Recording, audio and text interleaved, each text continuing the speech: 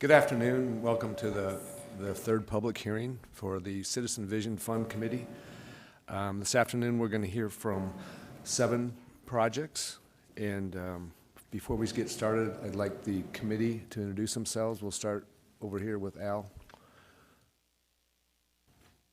Al Rodriguez. Kim Morshing. Jim Har. Marta Olson Rangich. Kevin Crosby. Kevin Maher. Beth Keeney. Bill Spindle. I'm Christine Stephenson. I'm Jim Keck. Jennifer Rice.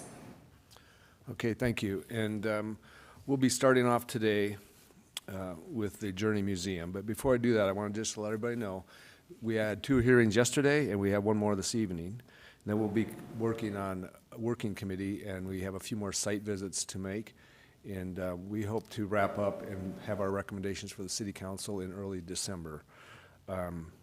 Just so everybody knows, I think it's been in the paper, but the total cost of all these projects that we're considering was $95 million. The total ask of the Vision Committee and the City Council is $62.5 million, and we have just over $24 million to recommend. So with that, we'll go ahead and get started with the Journey Museum.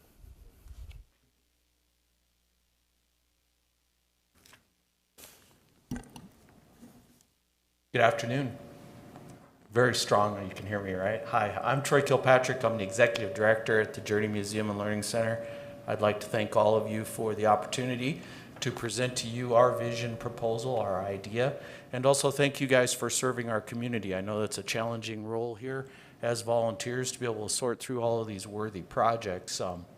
I unabashedly am here to convince you to reinvest in the history of our community through the Journey Museum and Learning Center. So I'm going to give you a quick snapshot and then leave enough time for us to answer some questions. The Journey opened in 1997, and back in that time we had a Vision 2012 fund. The Journey and reinvestment in the Doll were 2 of the first big projects there, so it was a huge win for the cultural and arts folks here in our community to see that reinvestment in the Doll and in the Journey. So that's when we opened. So what is the Journey? The Journey is actually the Museum Alliance of Rapid City. That's what we do business as. A 501c3 is the Museum Alliance of Rapid City. To the left of the screen, you'll see our 2 internal partners, and that is the Department of Interior, the Indian Arts and Crafts Board, or we refer to as the Sioux Indian Museum Collection. I'll call them the SIM as we move forward to keep our time brief. Our other internal partnership is the Minnelusa Historical Association for our fur trading, mining, and pioneer history here in the Black Hills. When I refer to them as internal, they are utilizing archive space and office space within the museum itself, so they're our primary partners inside of the museum. External partners are the South Dakota School of Mines with the Museum of Geology, which we utilize geology and paleontology in our timeline, the South Dakota Historical Society Foundation, specifically the South Dakota Archaeological Research Center for archaeology, and of course, the City of Rapid City is a big partner of ours as we have an MOU with the City of Rapid City. They provide us annual dollars in both investment and appropriations, and we always feel like that's a primary and very important partnership that we never say thank you enough. I think it's important to understand our mission and our vision as we move forward, so you know what drives our organization. Our mission statement is to preserve, educate, and explore the heritage, cultures, and environment of the Black Hills region to understand our past, enrich our present, and sustain our future. This is truly a guiding statement for us. Your mission is what you must do. It preserved us through 2020 and a lot of the challenges that came through us. We had lots of mission conversations at the board level and in our committees, and it's important in this proposal today as we move forward. Our vision, what we hope to be, is inspire all audiences to learn and play in a vibrant and dynamic atmosphere, create wonder and curiosity through exhibits and programs that lead to lifelong learning, reveal cultural, historical, and scientific connections to foster new knowledge, appreciation, and understanding in our community and its visitors. That's what we hope to do with all of the things within the museum itself. Our challenge When we opened in 1997, we brought over our two internal partners, Minaloosa and SIM, from Halley Park. That was where those collections were stored in that building there, which is now, I believe, a city parks department. It was not quite sufficient enough for preserving and conserving history. Actually, the SIM and Minaloosa have been partners for close to 80 years, and they've always been city supported to some degree. So in 1997, when the Journey was built, it was really an opportunity for those partners to find new spaces. Our spaces at that time are quite sufficient to manage all the collections that came over, but keep in mind, we're now 24 years of age and we're about to reach 25 years in 2022, which is of significant consequence to us. Minaloosa's scope of collections is to preserve and conserve history up to 1945. And the Journey is a timeline that goes all the way to current day. So the Journey is proposing to manage our collections of the Rapid City and Black Hills history from 1945 going forward. Of significant importance is 2022 will mark 50 years since the 1972 flood. We have been working with Minaloosa to start to piece together parts of archives and collections, but again, we are challenged with our spaces. To the left of that screen is an actual picture of the Minaloosa's archive today. That's what it looks like. It's basically maxed out. So the next few slides will be brief overviews yearly of how we've written the proposal. In 2022, that archive, those racks that you saw in Minaloosa would be placed inside of this space here that's in the administrative area of the Journey, and that would be the beginning of our archives and materials of the Journey's history and other content that could be stored in record files. But down below you see a glass wall partition. This partition separates the permanent museum space from our gift shop. It's really pretty, but it's very inefficient. We're proposing to build a solid wall across here. That's 27 feet long. That area is 27 feet long. And when you measure the space inside of there, that's 8.5 feet. And when you start doing a little bit of math, you got about 230 square feet that you can gain in permanent exhibit space, and also another 54 feet in lineal space that you can hang things on the wall itself. This is significant because inside the store, currently inside the end of the permanent gallery, we have a Sioux Indian Museum artist. The SIM, one of its goals is to nurture and help create business for Native American artists.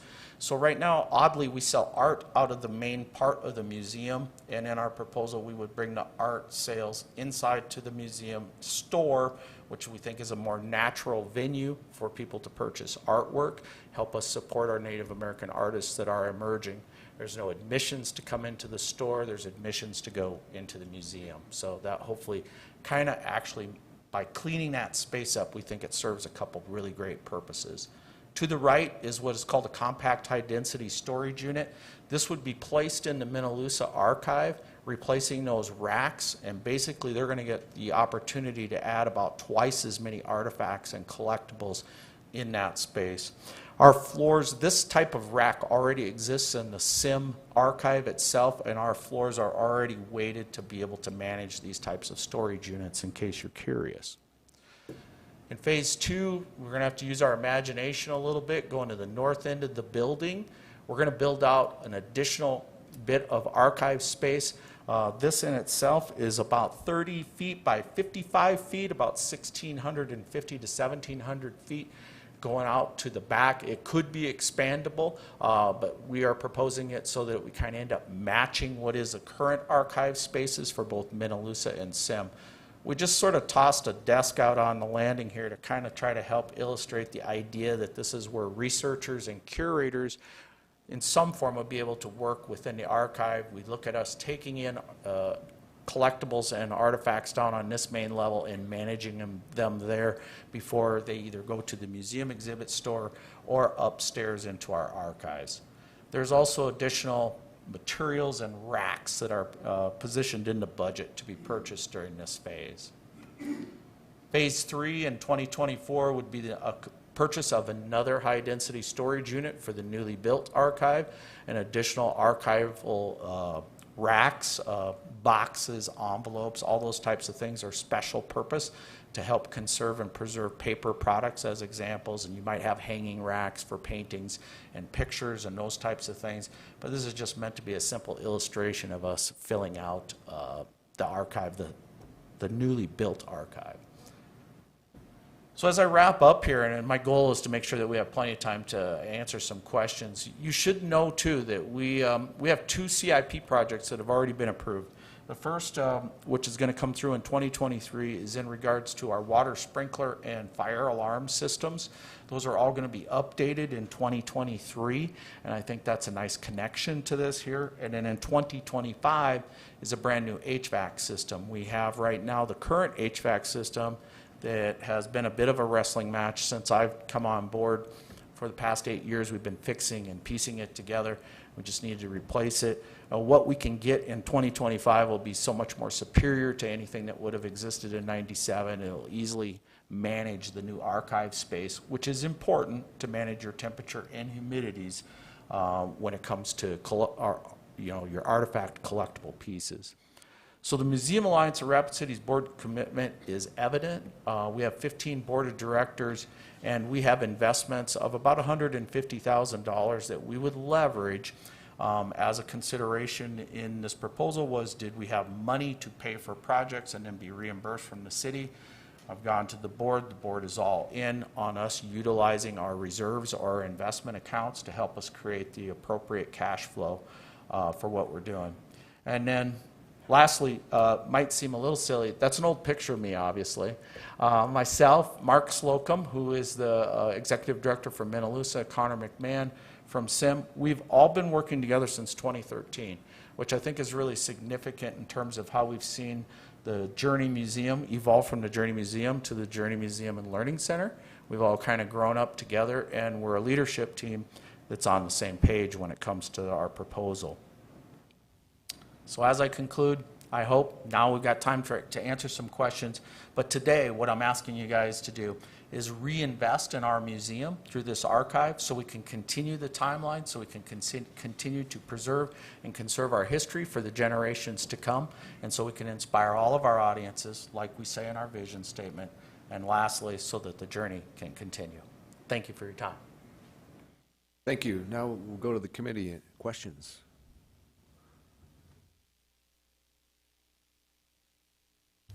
I'll start out with one. So, of the phases, there was one phase that included the construction of 1,650 square feet of space, and that was a total estimate of $494,000. Is that the entire? Does that include furnishing that new area, or is it just for the structure? That's for the Kevin. That's basically for the structure. You know what?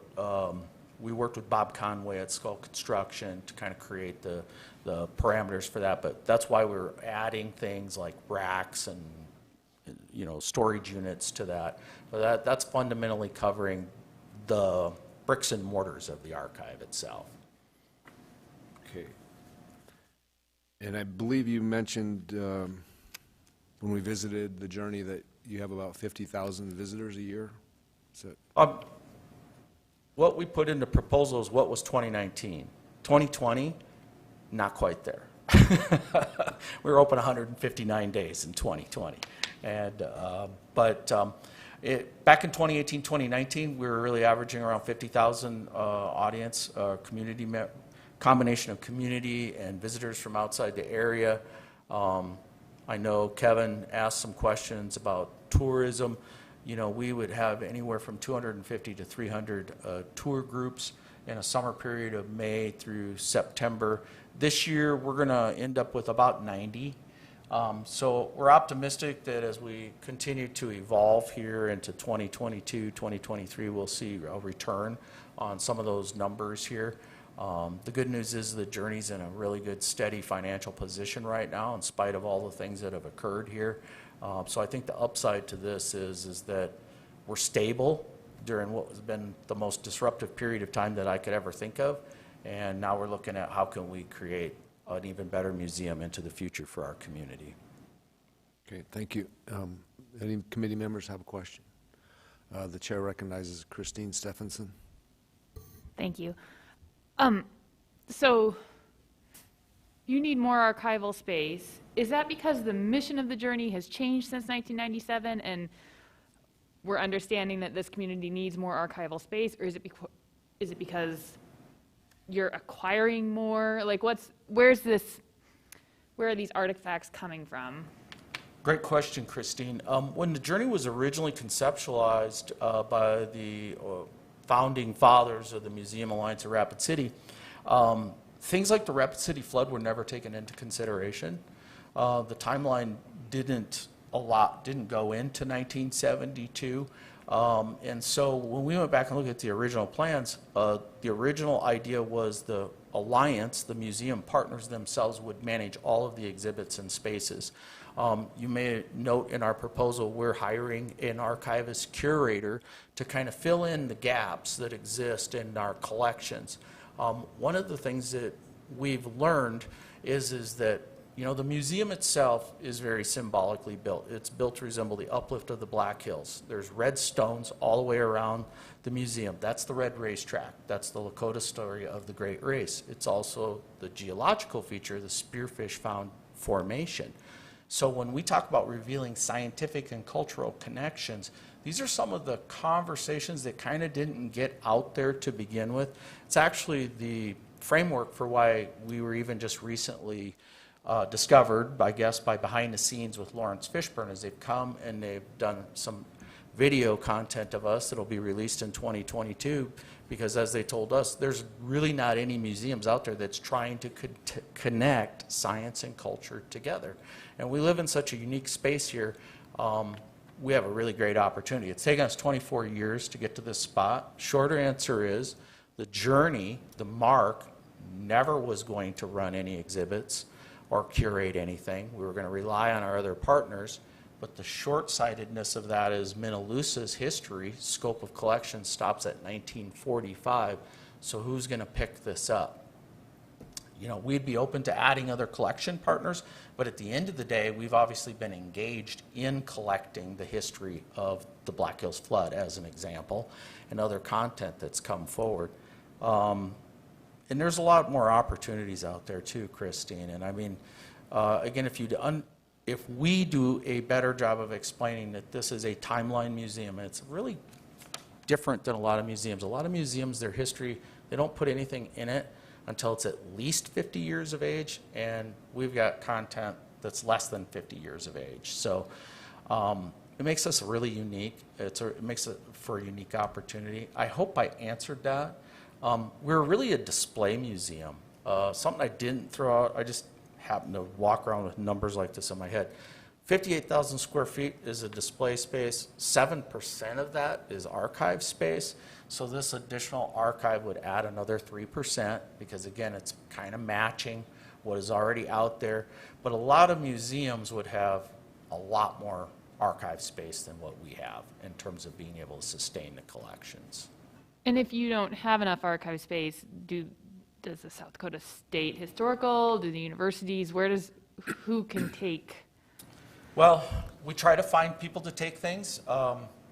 We had a donation of the USS South Dakota model of the battleship, the USS South Dakota, that we couldn't keep, that we sent to the Sturgis Motorcycle Museum as an example.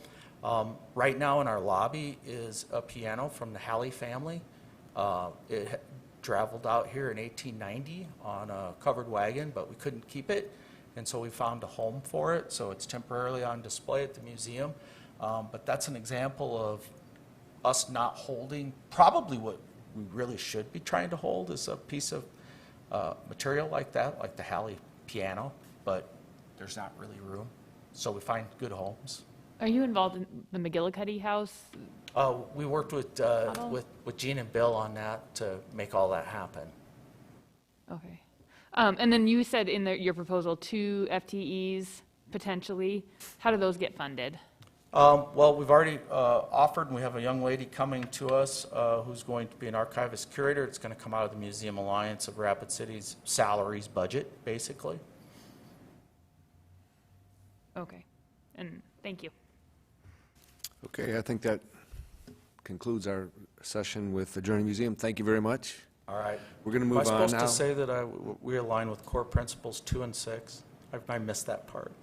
We all know 2 is a vibrant, livable community, and 6 is outstanding recreational and cultural opportunities. Sorry for interrupting. Thank you, guys. Thank you. So our next presentation will be Passages Women's Transitional Living.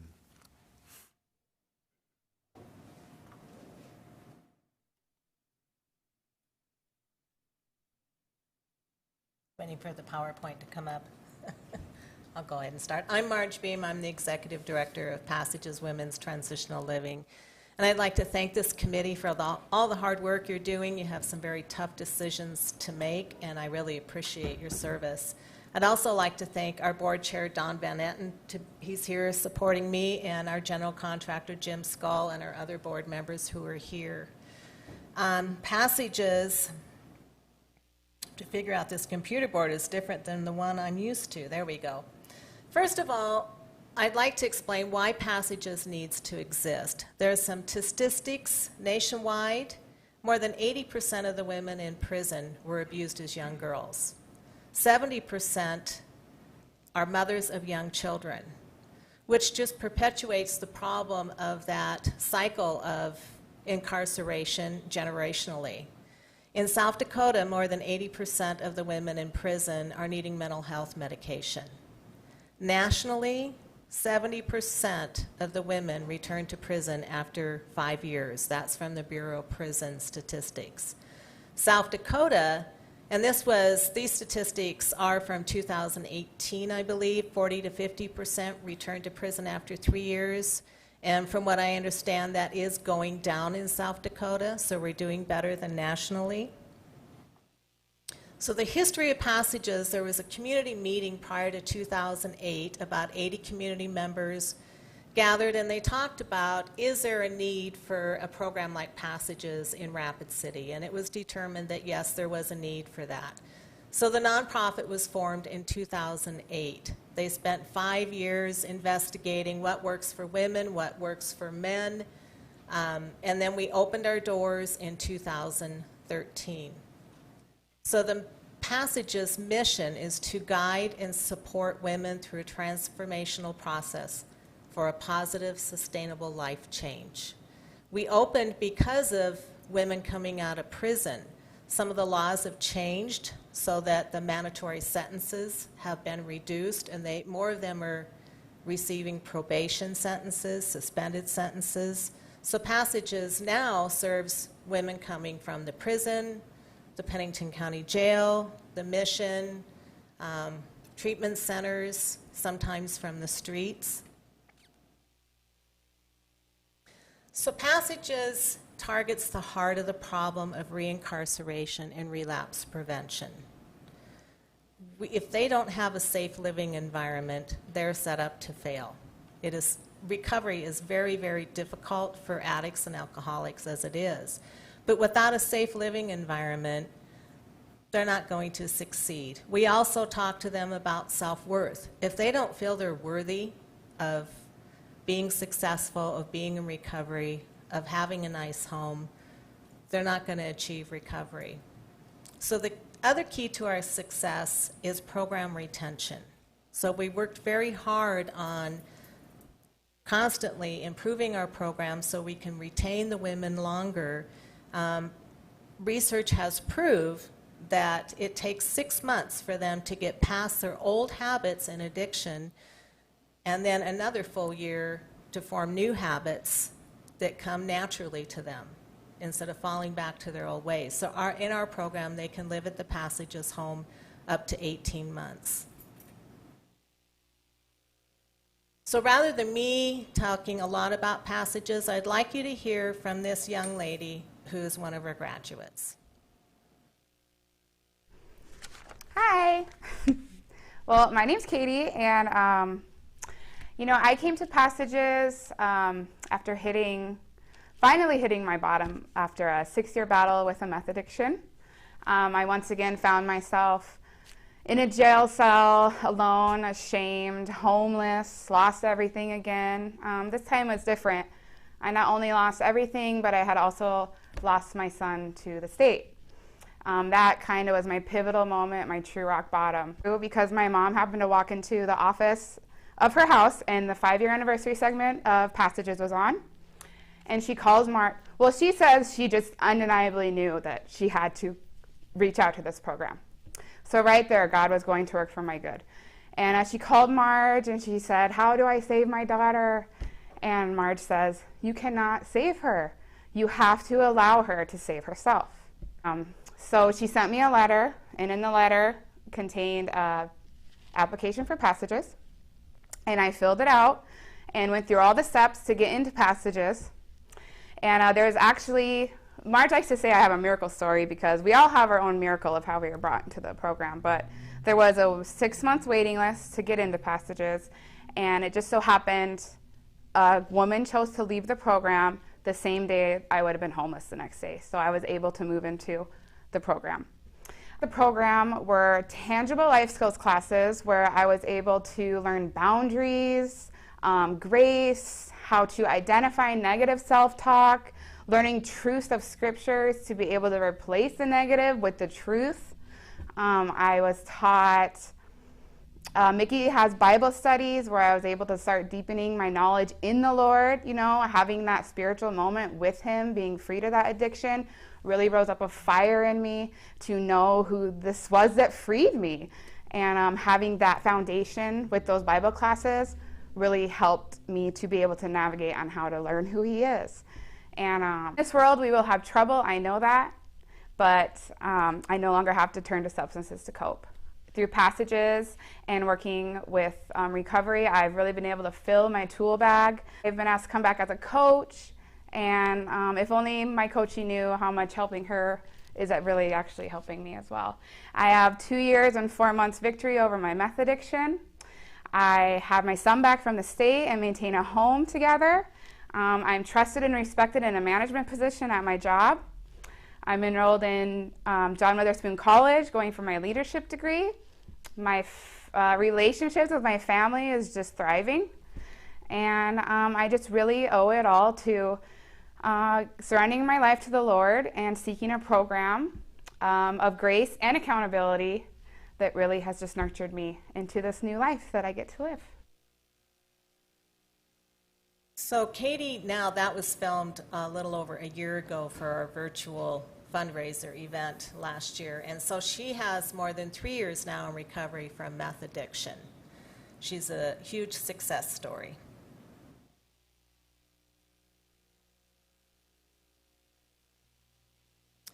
Okay, so currently we've been really blessed to lease a house for the last 8 years. The house holds up to 7 women. One of those 7 women is the resident assistant who lives in the house, so we can only take 6 new program participants at a time, and the administration office is also in that home. So we typically have a waiting list, and when we opened, we were the only transitional living program for women in the Pennington County area, and I believe we still are the only transitional living program like this that's a nonprofit in this county. So the Passages Place progress. We were donated land on the corner of First and Denver Street, just east of the Journey Museum. And here you see the mayor and our contractor, Jim Skoll and Don Van Etten, who've put a lot of work into making this happen for us. We've worked hard to get our construction process going. We received funding from several places. We have commitment of partners for monetary gifts, also gifts of materials either at cost or free for us, commitment for labor at cost, and then we received $600,000 in funding total between John T. Vukurovich and the Sunshine Lady Foundation. So we've worked very hard at this construction project, and we've broken ground. And the building process has started, but we still have future needs. One of them is operational cost. The other is finishings and furniture.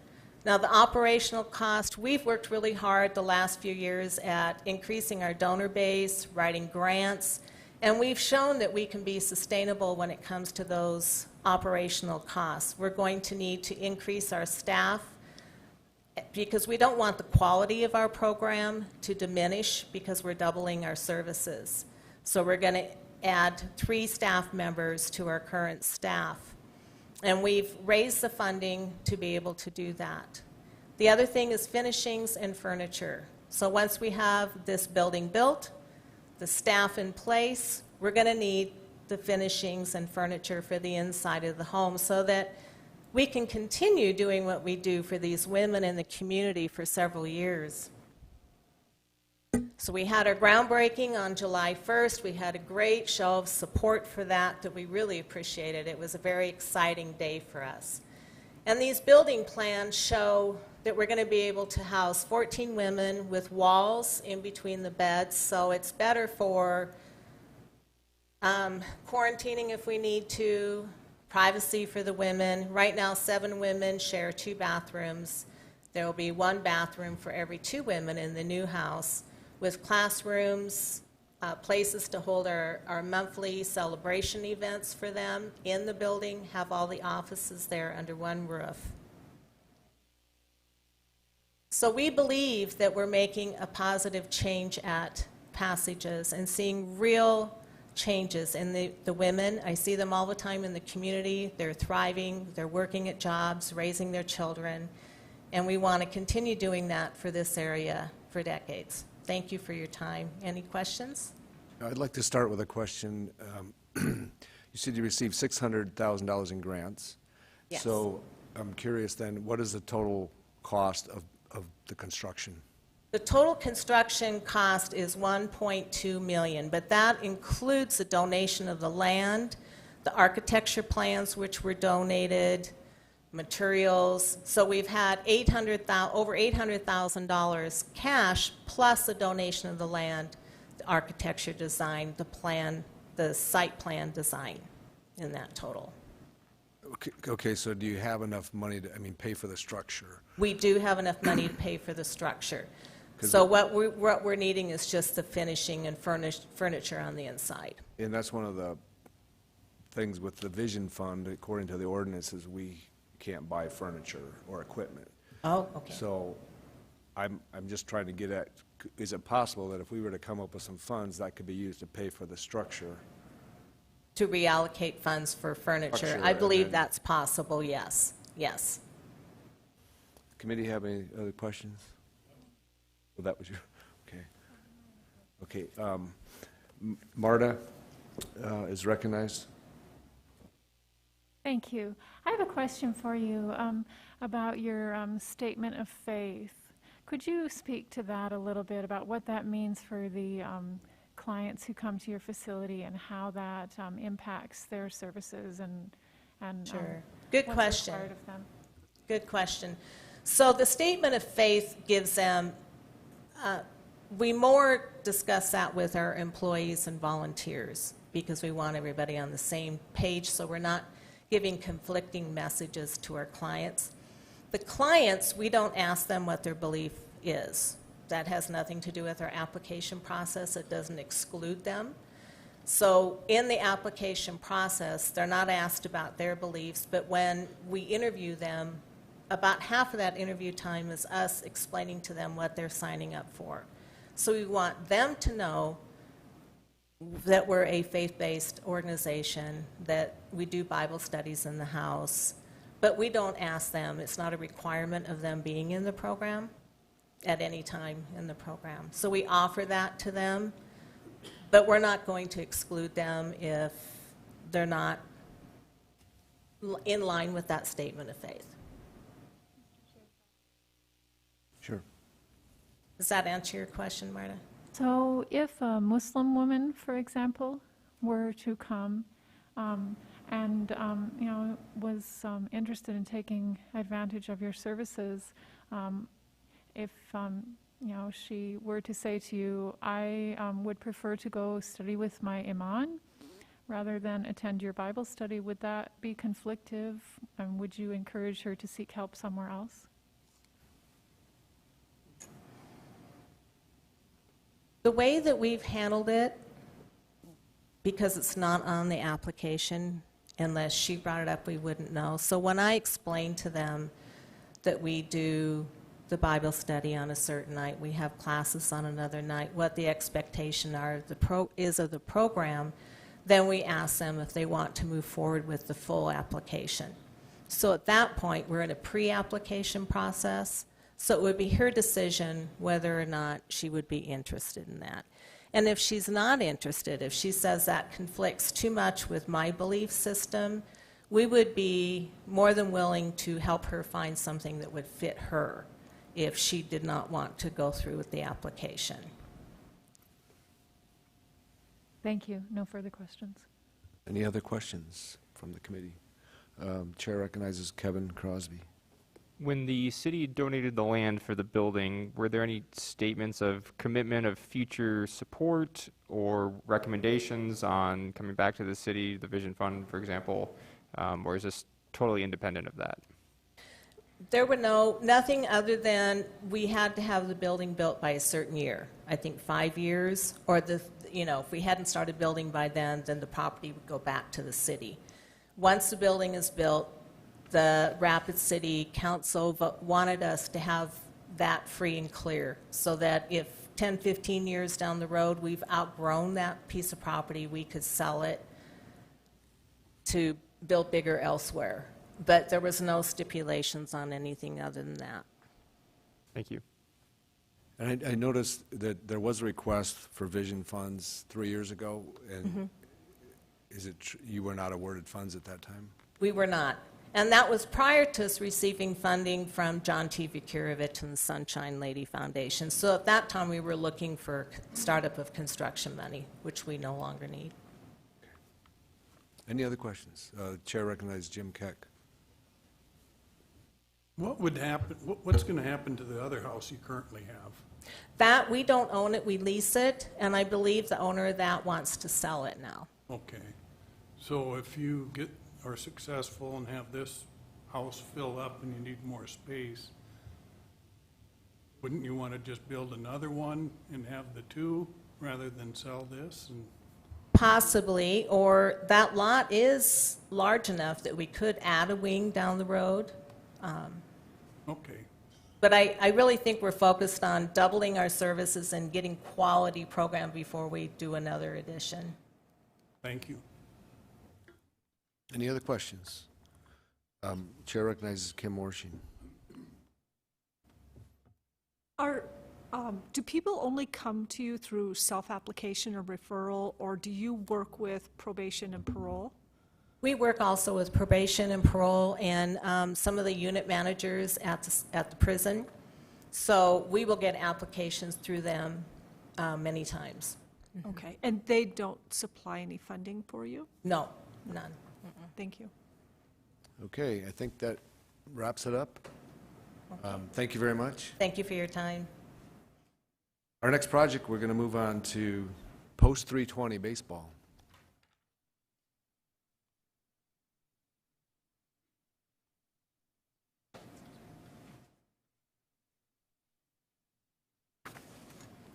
Good afternoon.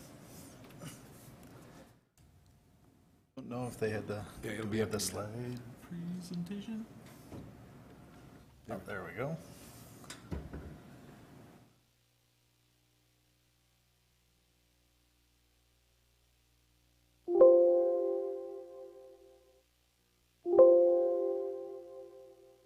All right. First and foremost, I'd like to thank you guys again for your time. You guys were great the other day on the walkthrough. We appreciate you guys' time because we know it's a lot of effort and a lot of time into coming through and seeing us. I'm going to go through some of the stuff we visited on the other day. Was the aspect of Post 320 itself was established in 1997. I got the numbers flipped a little bit the other day where I thought they were 79, but it's 97. It is a non-profit organization, so everything that we do as an organization is volunteer. The only thing that is not possibly volunteer in the aspect of it is we do take care of our coaches and pay them out of funds. So, but otherwise, everything else that comes through the system is all volunteer. So everybody you guys met the other day and everybody that serves on the boards, the family members and everything, volunteers their time. Our mission is basically to make sure that young men get to play baseball. It's been that way, from my understanding, since the league was established. So it was the concept of making sure that it gave boys basically from the ages of 14 on up through 19 a little more time to play baseball and maybe move on to the next level.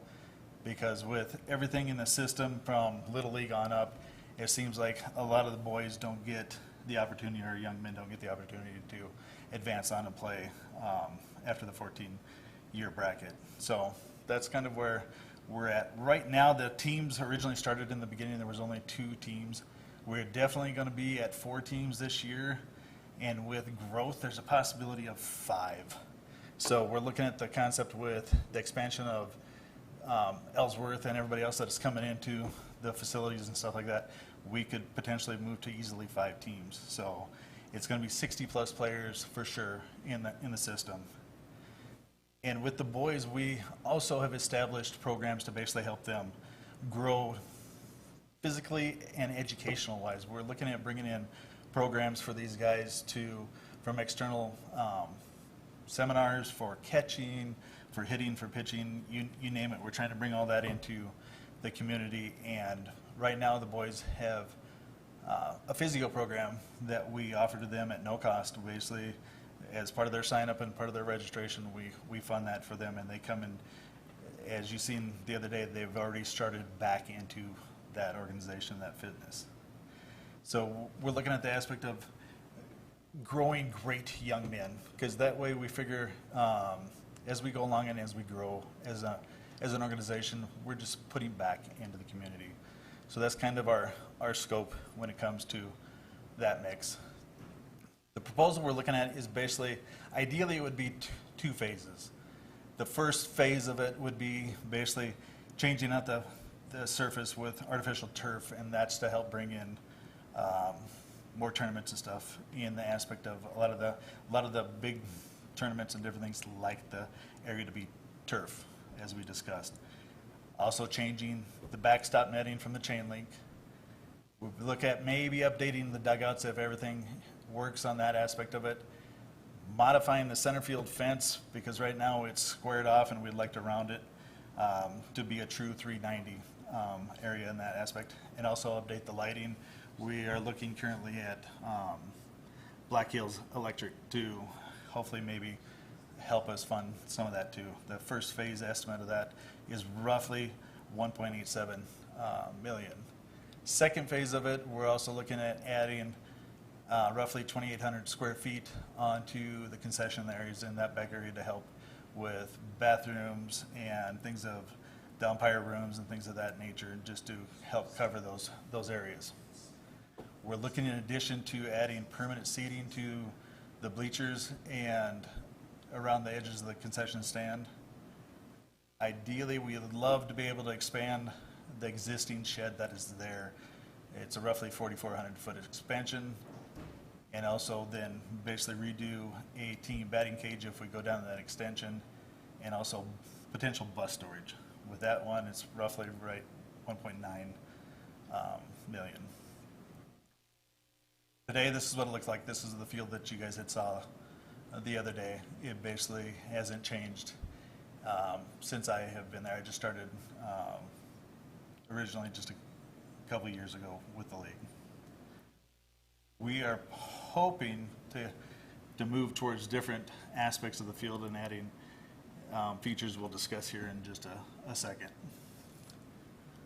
That front phase 1 in modification here is the concept of we're looking at modifying this field fencing here, and depending on how everything goes, but ideally the main thing we would be looking at is trying to change the playing area, the artificial turf.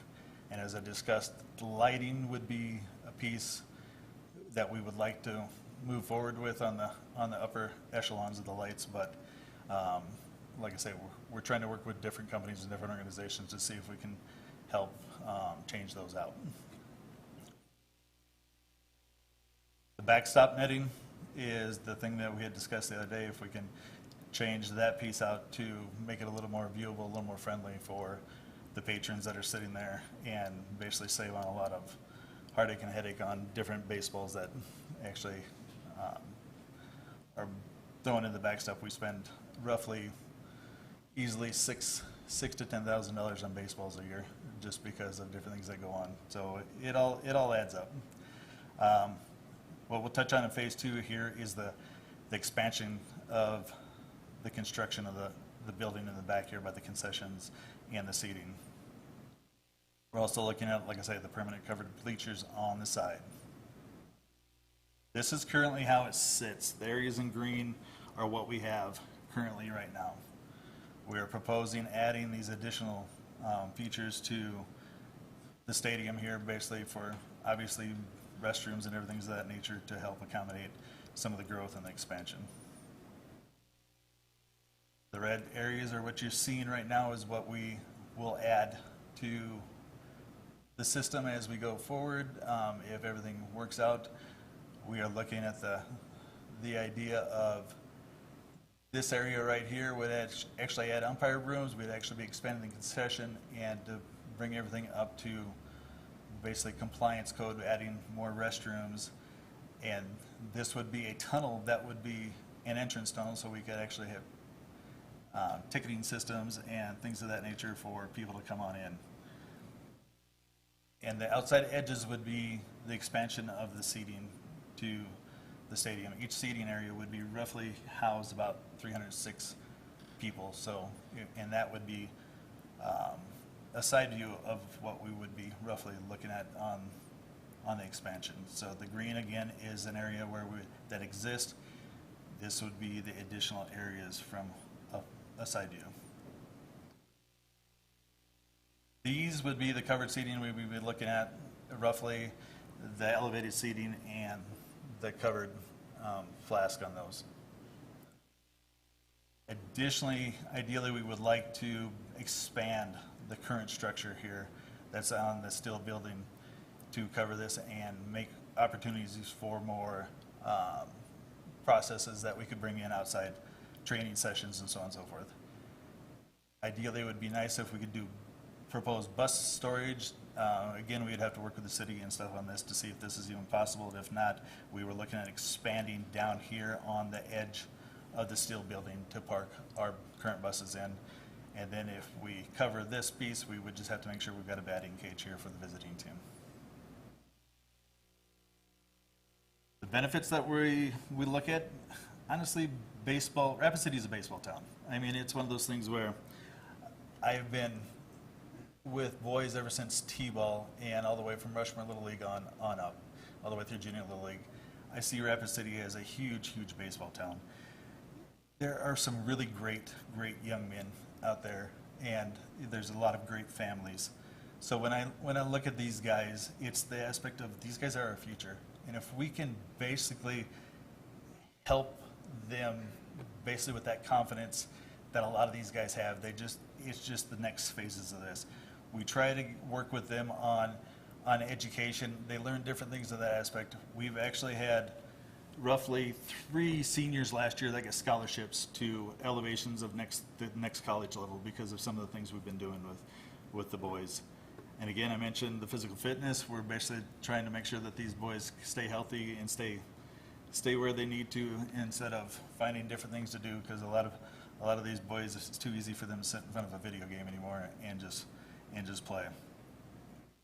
The community growth, it's the families. We basically have a huge family of baseball team. So I consider every single one of those part of the family. But otherwise, the economic development could be a huge potential too, because we have a ton of tournaments and different things that basically would come into the community. Right now, with some of the tournaments we have, we're bringing in 14 plus teams, and that's a constant routine. Not only does it help with hotel stays, restaurants, you name it. It's just something that we look forward to helping out and always making sure the community has something that is nice to have around. That is basically what we're looking at Post 320. Again, like I say, thank you for your time. We appreciate everything that you guys have been doing, and I'm open for questions whenever you're ready.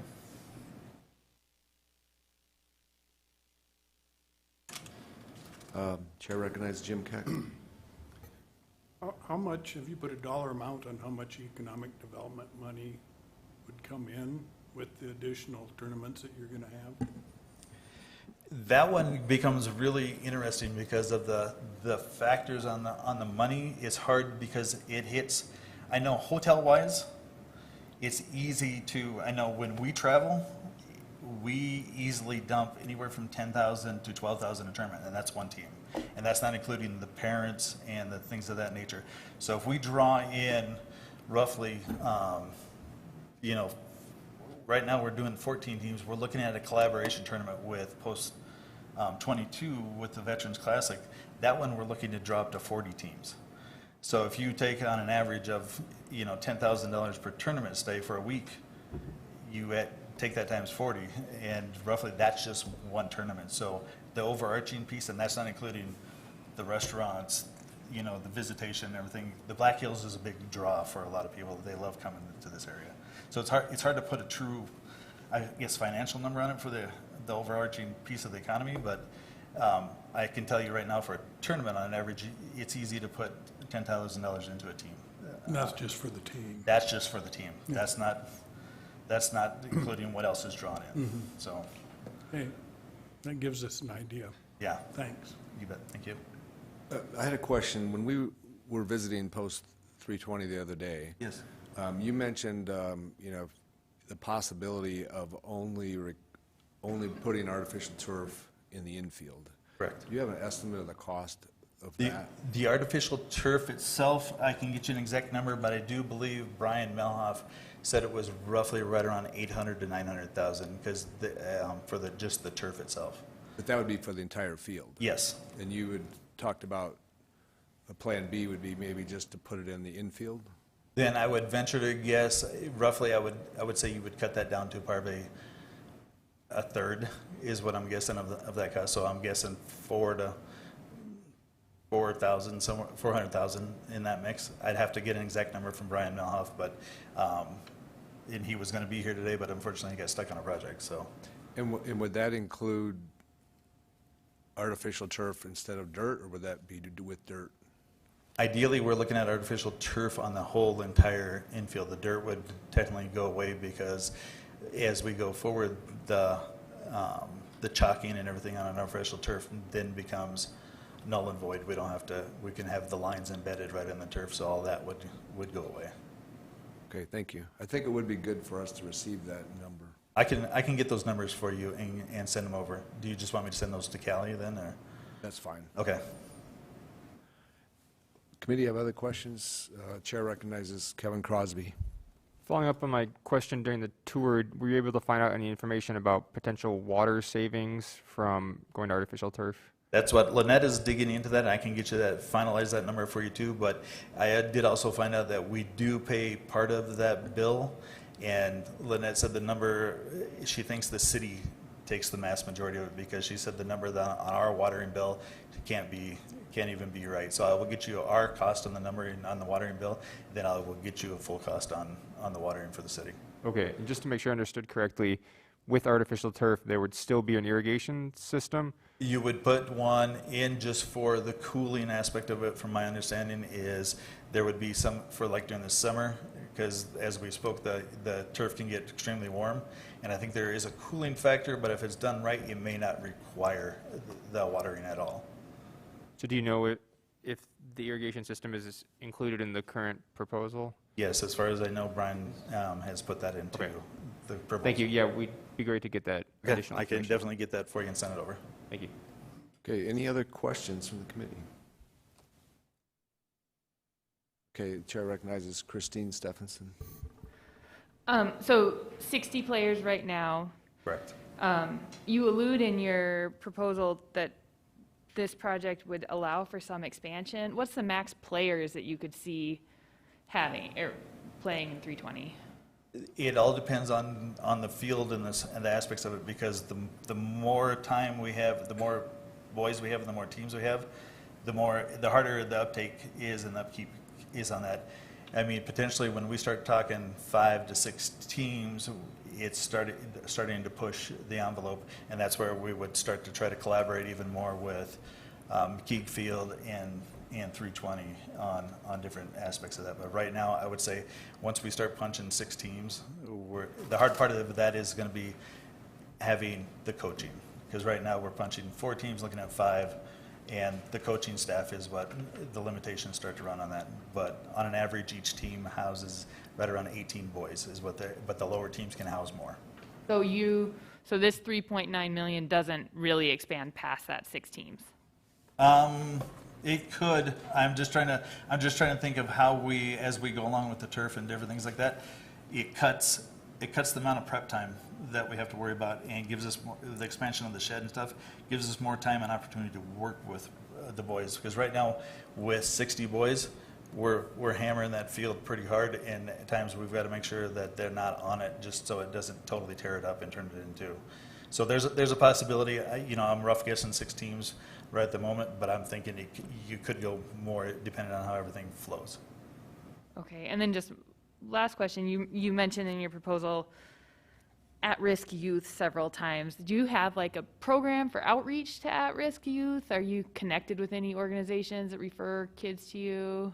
We actually, and I don't know if you saw in the proposal, but BJ George used to be the former president of the league, and he is with the city police department. And okay. So basically, that's why that language is in there? Yep, we work with him on that piece of it. We also work with Jim Bussell, is also part of the league. He's actually city fire department, and so we have different avenues of things that we're trying to reach out to those areas and we actually and James Johns was also part of the organization at one point, so we still work with him on different things. So some connections, kind of informally getting referrals for Correct. Players. Yes. Thanks. Okay, any more questions? Okay, thank you very much. Thank you for your time. We appreciate it. Okay, we are a couple minutes ahead of schedule, but our next proposal will be the Rapid City Flood Memorial.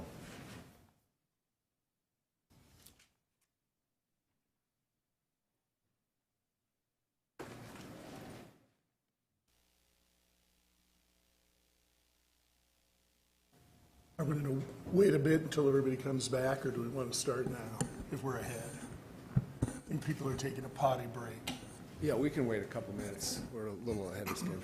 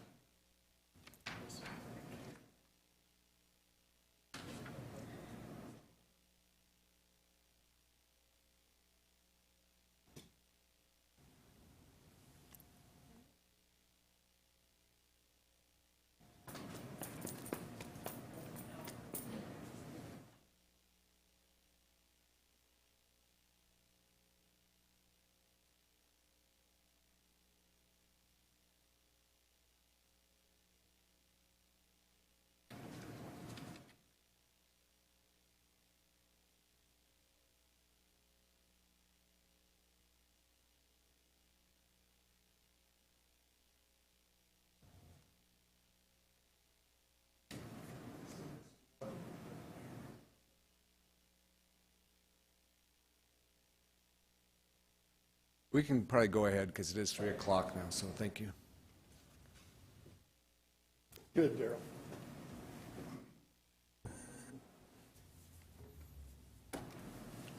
Hi, I'm Bill Evans. I'm the alderman for Ward 2, and I probably wouldn't even have to do this presentation if the city would have done what they should have done 40 years ago. We just pull that drape open, and there it would be for all you to look at out the window.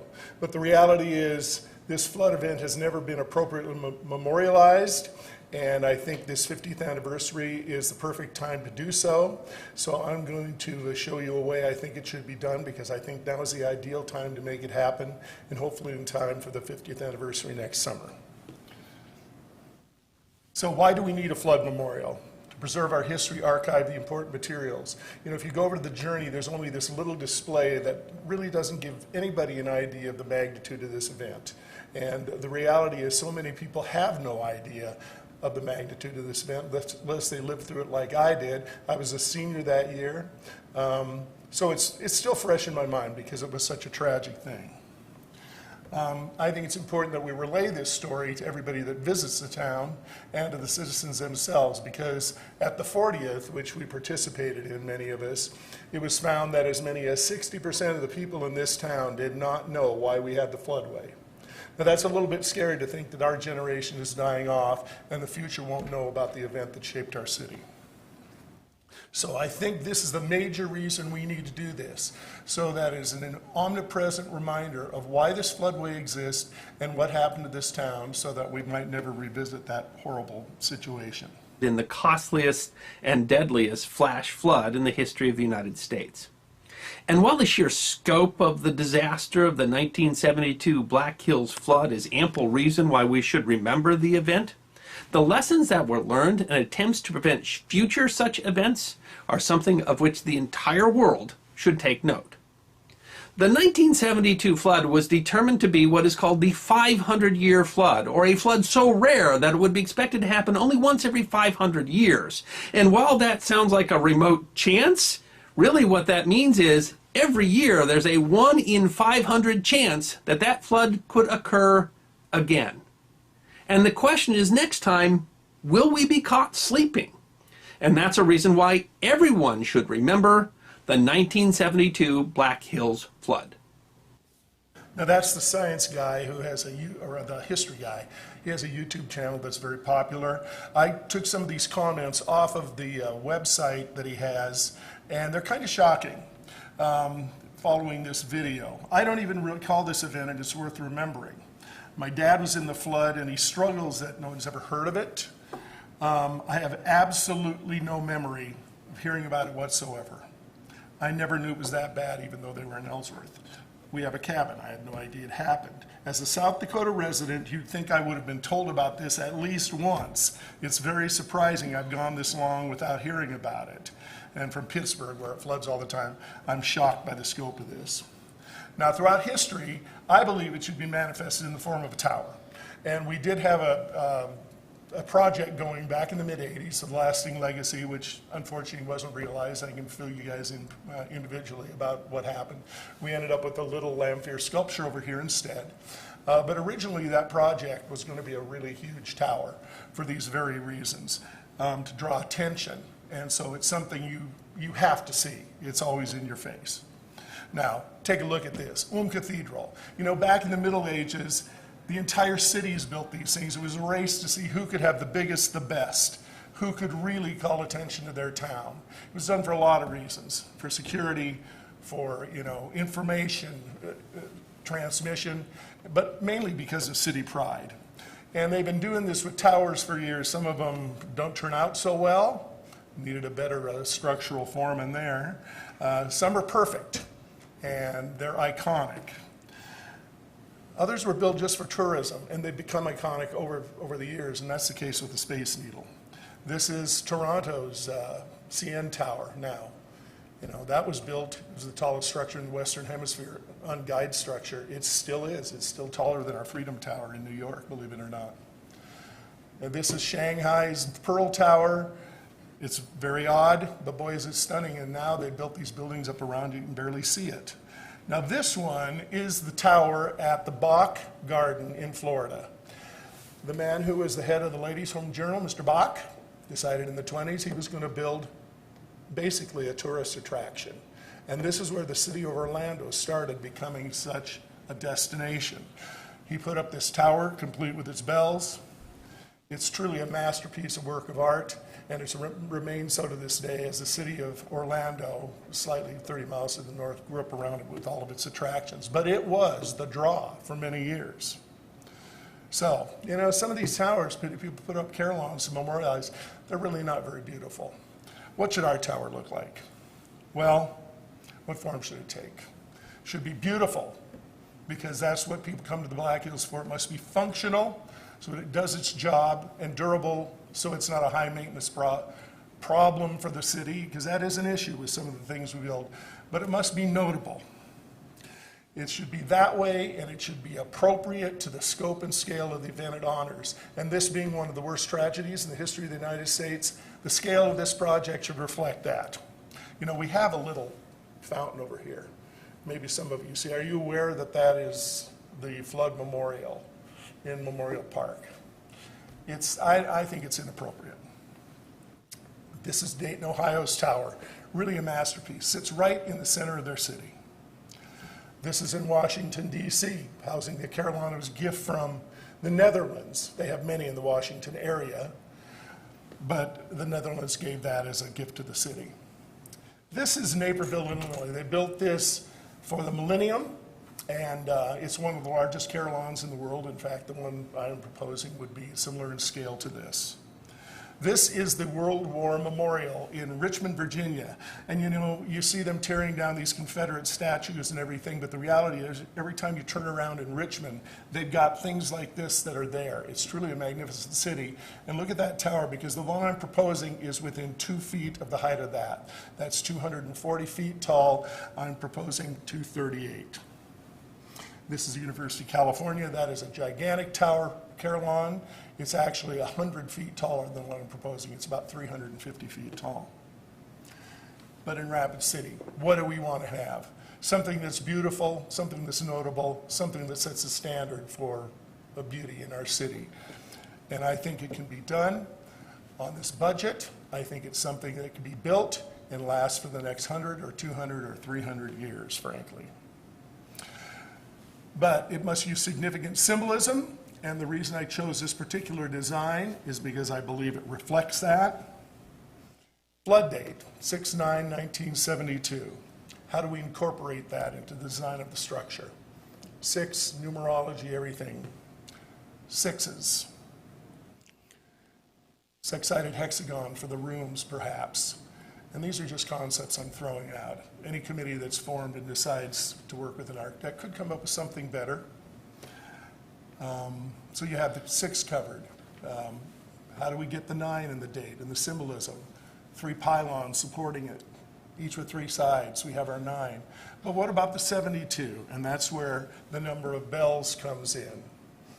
And 72 bell carillon would make it rank among the 5 largest in North America, 10 largest in the world in terms of weight. So it automatically become notable right there. Now, the heights of monuments have been used to represent significant dates or numbers for years. The Freedom Tower, World Trade Center 1, is 1776. We all recognize that date, and that's the reason that height was chosen. 238, the number of people that died in the flood that we know of. And speaking with Helene Duhamel, there may be more bodies identified in the future because of DNA IDing. And so whatever we design would have to have incorporated some way for that height to be adjusted as victims are identified, and we add to that number, perhaps a variable mass that rises up. And why a carillon? It's probably the biggest question you're asking. Well, smarter people than me have answered that already. Let's listen to these guys.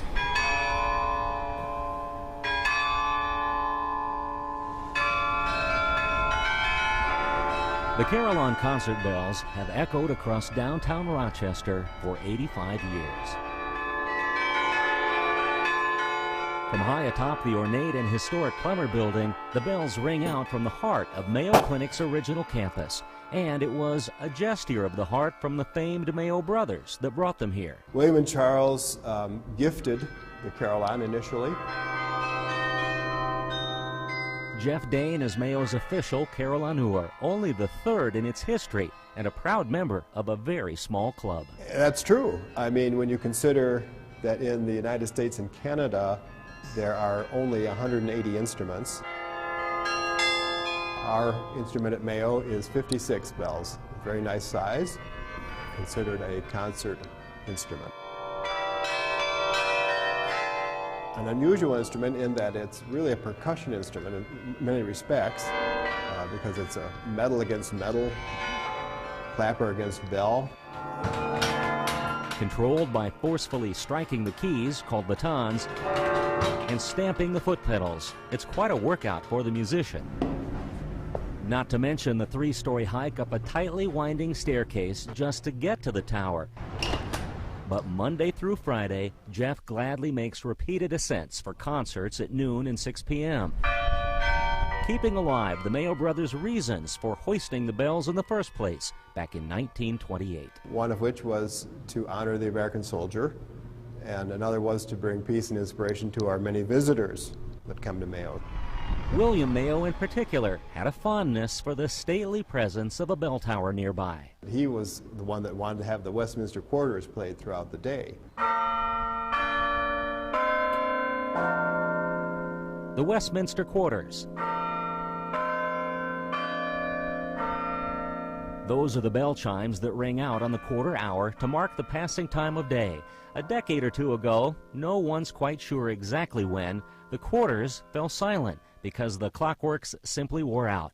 But thanks to a generous benefactor, a new computerized timer has been added to restore the tradition. Another tradition being restored thanks to the new control system will be the program playing of the tune Sicilian Mariners each night at 6 and another hymn, St. Clement, at 9 p.m. A past gift from the very founders of Mayo that will continue to echo into the future. To me, it sounds really, really elegant and lovely to have downtown here.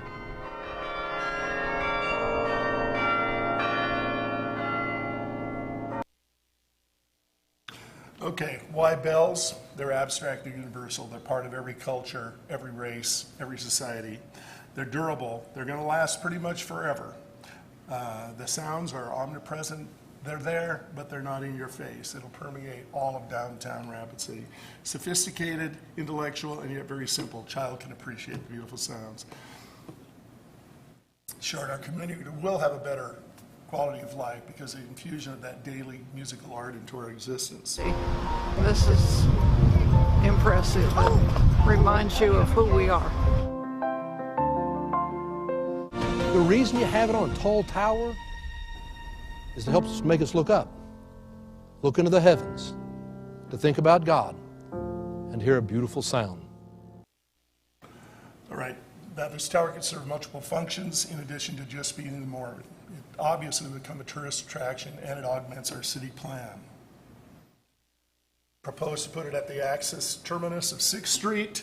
It will be visible the entire length of 6th Street from Central High, and that matches with our city plan to develop that into the arts entertainment corridor. Now, why do we use axial views? Again, they just do this. This is what great urban planning is about. Right there. And that's how we would look standing here on our corner looking toward the Civic Center from that corner outside this building.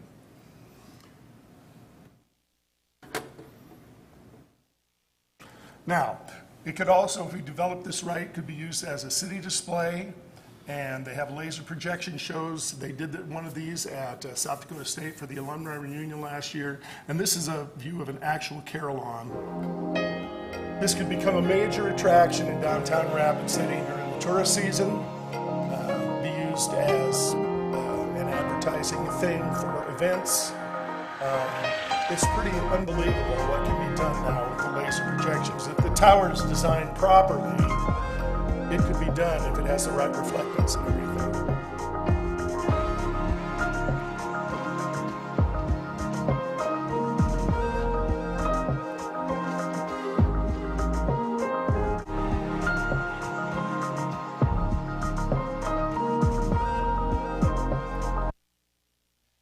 So, our instrument, I'm proposing a grand carillon of 72 bells. That would make it one of the 5 largest in the world.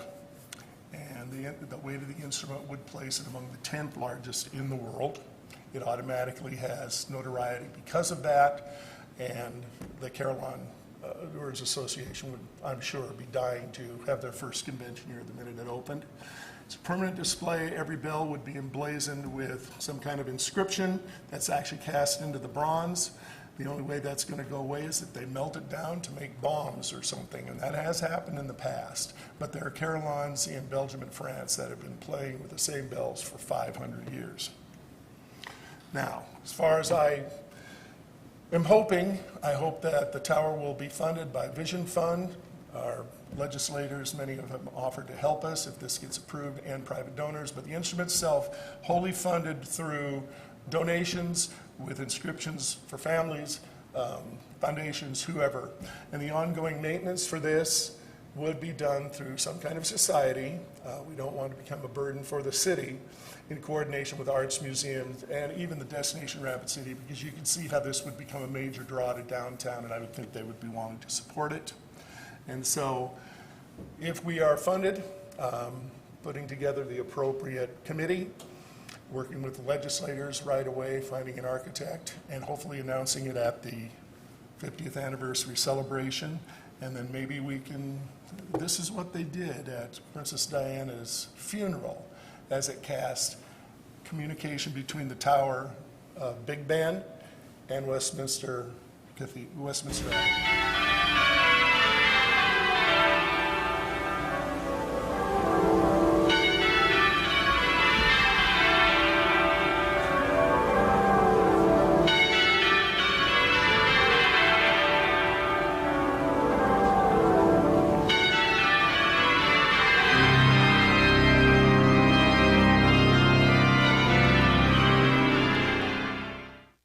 So, if you have any questions, I'm certainly happy to answer them.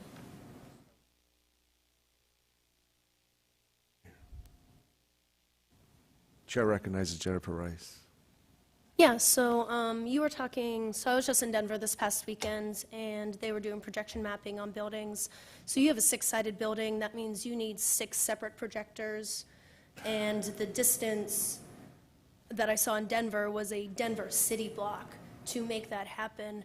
How do you propose to even make that feasible in an area that is not surrounded by buildings whatsoever? I'm assuming, depending on where you have it at the Civic Center, you could get it up there, but that would only be one side projection mapping.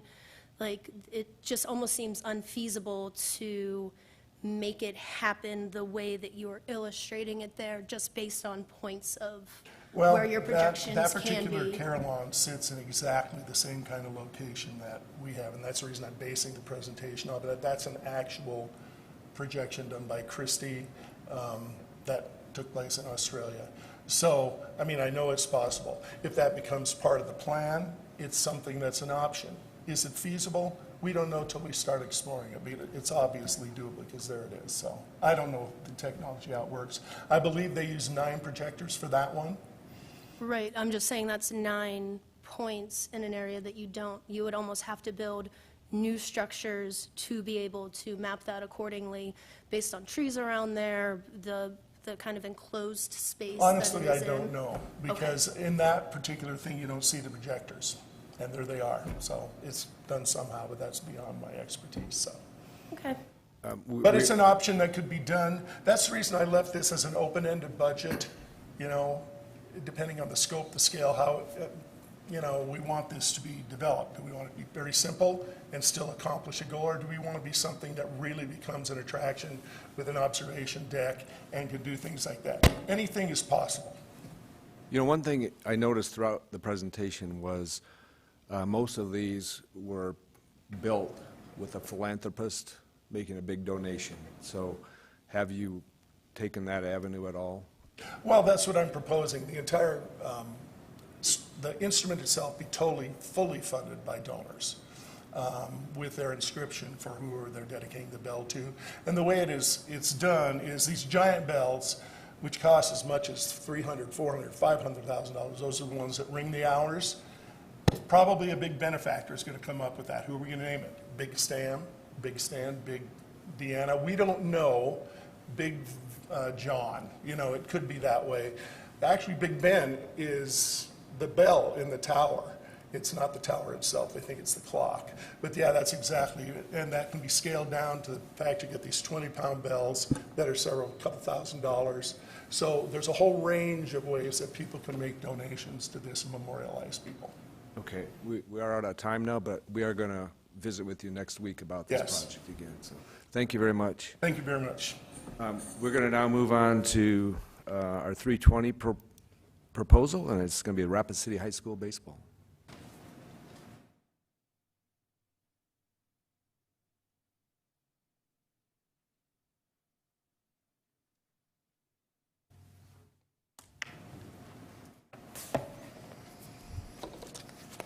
Good afternoon.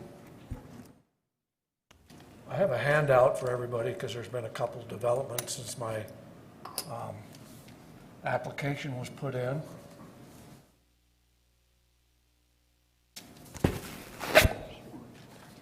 Thank you. One of those is an endorsement from Post 22 baseball on our application that we put in and improvements we want to make. The second one is from Babe Ruth Baseball National. Their regional person out of North Dakota sent us a letter explaining what their plans are for Rapid City as far as regional tournaments and World Series. And then attached to that is also the funding and the results Rapid City can achieve from hosting such events. And the very back page, I made a couple of pictures of a couple of high school fields. I know one of the committee members on Tuesday had a question about what I meant about turfing the dirt. So I made a couple pictures of a couple high school baseball fields that have done just that. All they did was turf the dirt. The rest of the field is all natural grass. I want to thank the committee members for coming out to the site on Tuesday. The last time I had a site visit for the previous vision funds when we put in for a building, I think I had a couple people. So it was nice to see all of you there. I realized that our proposal is pretty basic. My presentation is pretty basic, and a lot of questions were answered and asked on Tuesday that we need to cover today. So I'm hoping just a casual conversation, because like I say, our proposal is pretty basic. We're looking at a new fence.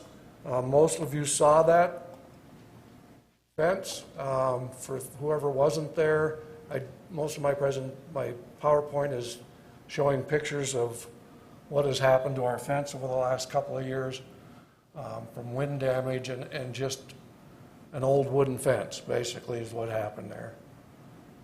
I have patched several locations with chain link that I rounded up from wherever I could find it, and other places I managed to just use some of the boards that the wind had blown down and put it back together as best I could.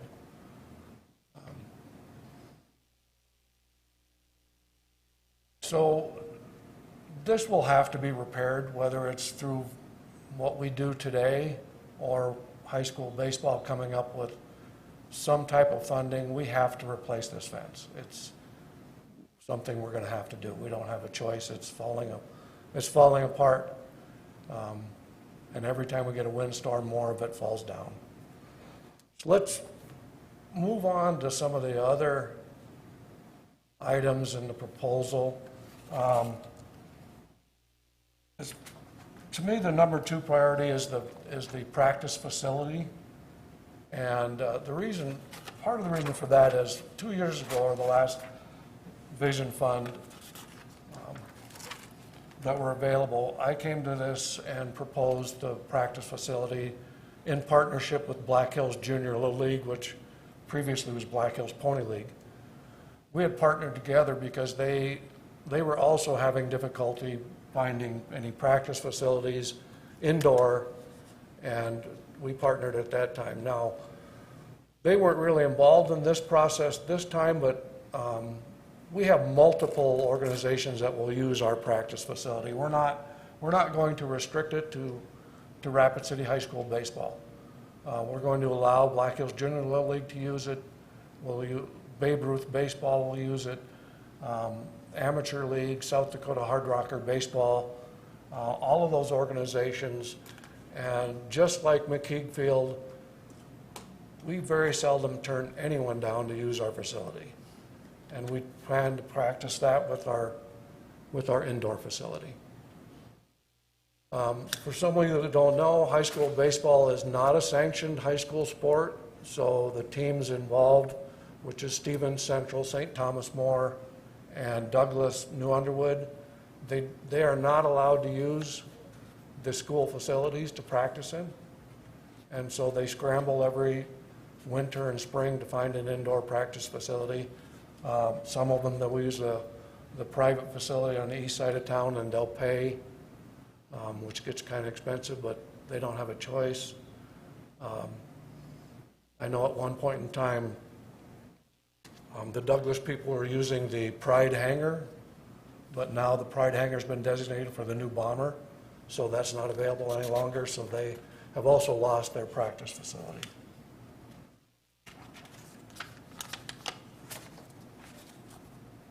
We have over 400 young 13 to 18-year-old baseball players right now that use McKeag Field. That doesn't include Hard Rocker baseball, doesn't include amateurs, and it doesn't include, there's a group of over 50 and over 60-year-olds, which I'm one of those. You can guess which group it is. And they practice all summer long, and then they have a memorial tournament over Labor Day, and a lot of those individuals continue to practice because they'll go to Phoenix for a World Series. So for some of you at the site the other night, there was a dad and two teenage boys there using our batting cages.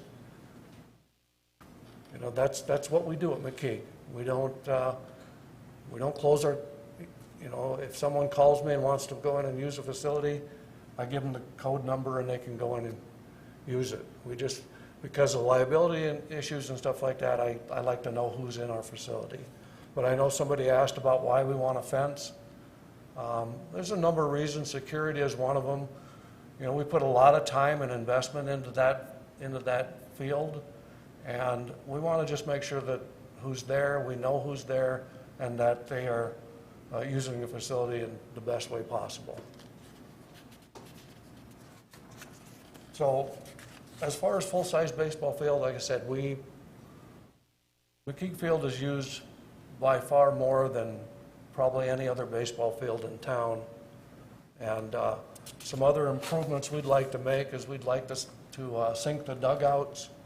Right now, the dugouts completely are out of the ground, and if you sat, I don't know if anybody the other night sat in the bleachers, but the dugouts do block part of the field when you're in the bleachers, so spectators tend to have, especially left field, not visible when they're watching a baseball game. We'd like to sink those down a little bit, make them a little bit bigger, and a little bit more spectator friendly. The backstop, we'd like to change to a net backstop. We've discussed with a company out of Denver how to do that. I've received several quotes on changing that to a net backstop from just simply buying the net and us doing most of the labor, which is kind of what I planned.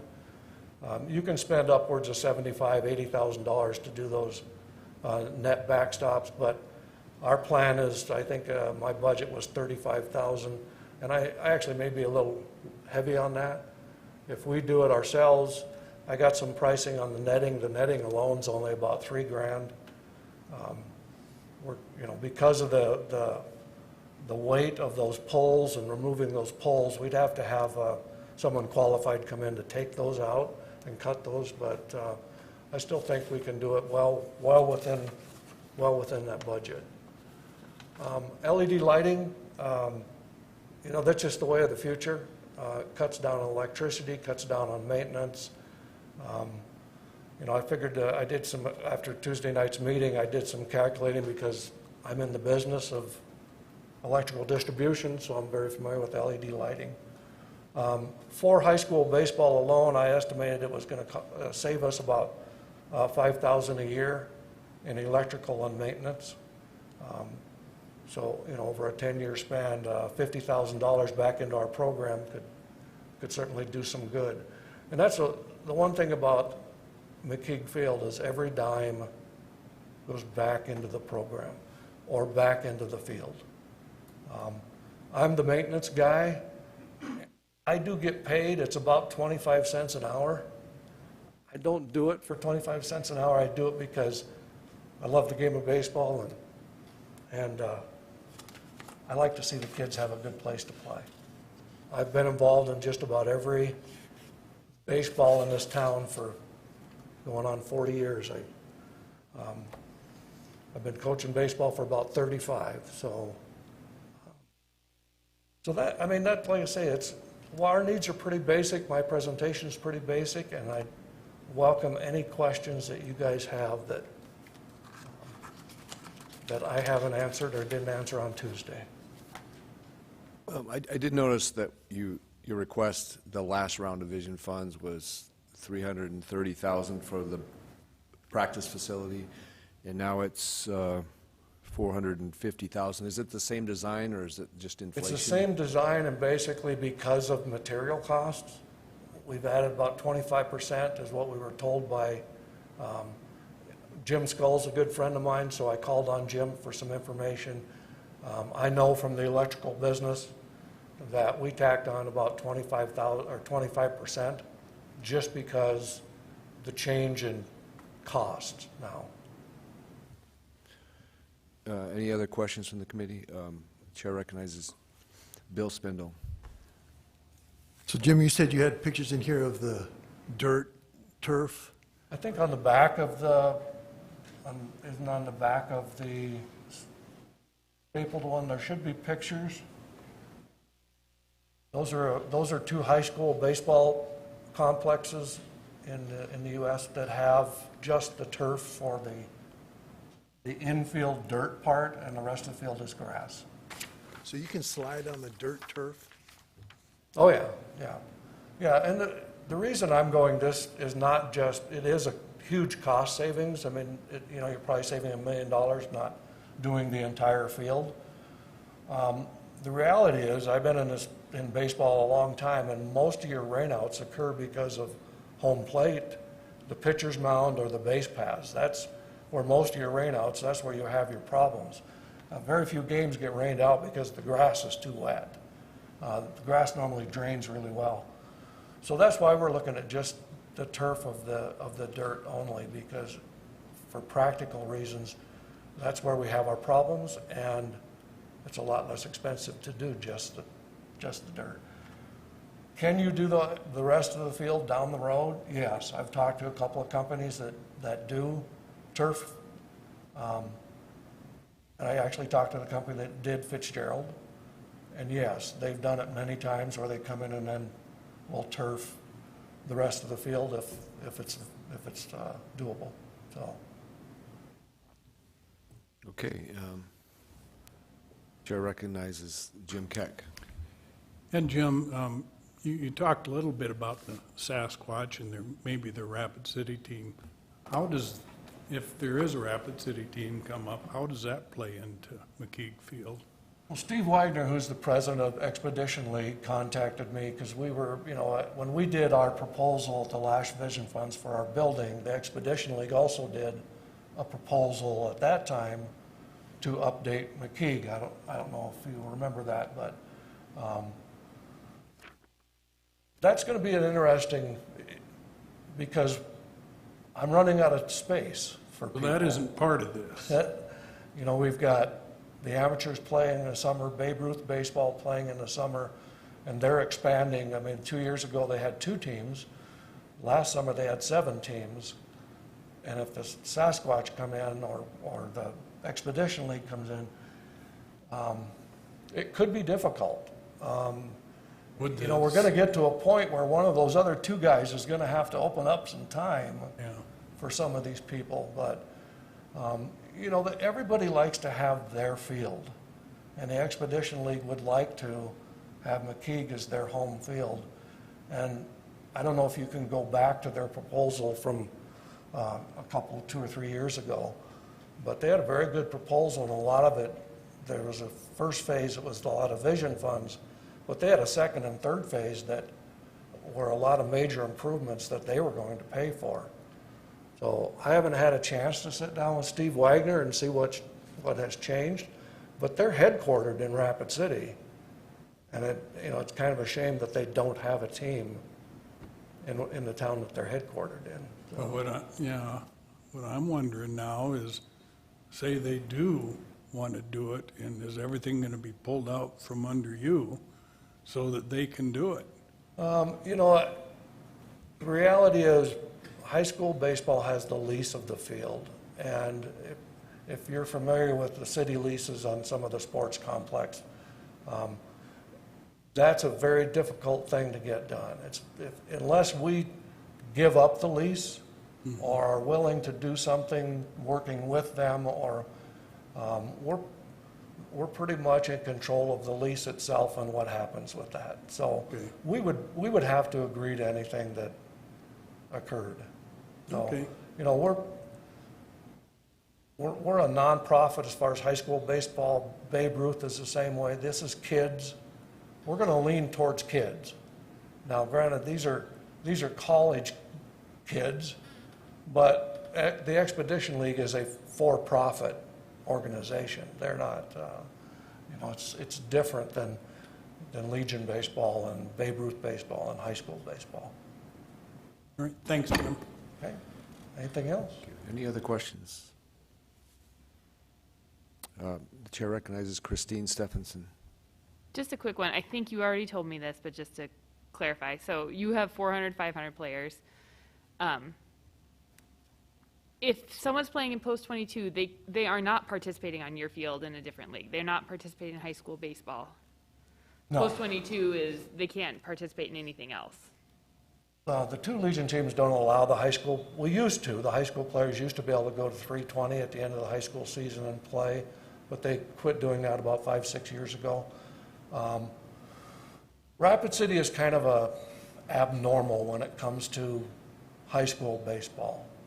The norm around the rest of the country is high school baseball is actually the more important sport, and then they go play their summer baseball. So we're kind of backwards. Is that going to change? They just sanctioned girls softball, and it becomes a sanctioned sport next year. Is high school baseball going to be sanctioned in South Dakota? Probably, because only Rapid City does it the way we do it. The entire rest of the state, you play high school baseball to qualify for your summer ball. So we're kind of an isolated group. Now, if they sanction high school baseball, that's going to change the whole scope of everything. It's like if your son's on a traveling basketball team, he can't play high school and travel basketball at the same time. So there'll be some choices to make. It'll be an interesting scenario if it happens. You know how East River is. They're kind of in control of what happens, and they're pushing it. So we'll see what happens there. But right now, there are no kids that play on 320 and post 22 who also play on your field. The only time that 320 has a tournament on McKeague in June, and then when post 22's field was out of action because of the construction, we did allow them to come over to McKeague and play their fall ball and practice. Okay. So we do work together. We're not, we're all trying to provide the same thing, quality program for high school baseball players. So we do, yes. Wayne Sullivan from Post 22 called me and we worked out a deal. They were able to come over and use our facility. Have you ever approached Post 22 about using their indoor practice space, or is it totally booked? Personally, I haven't approached them. When I coached Stevens High School, I did use the 320 facility a little bit. We had traded some times because we traded tournament for indoor facility. I don't coach anymore, so unless you're in the baseball world here, it's hard to understand why can't we all share and get along. The reality is you know, they designed their program to get to that World Series. And that's their goal.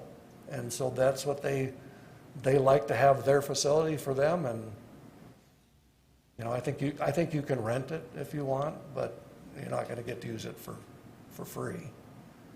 So it's a dynamic. If you ever want to sit down and talk about it, I can sure give you some background. But I was actually on the board. I was president of the Post 22 board for 4 years.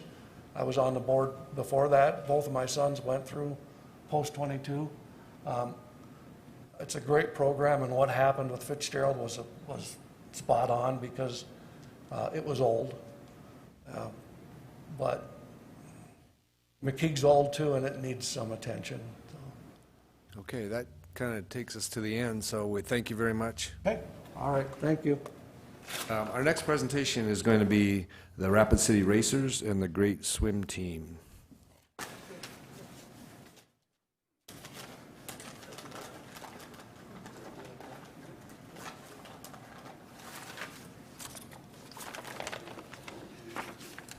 Handouts.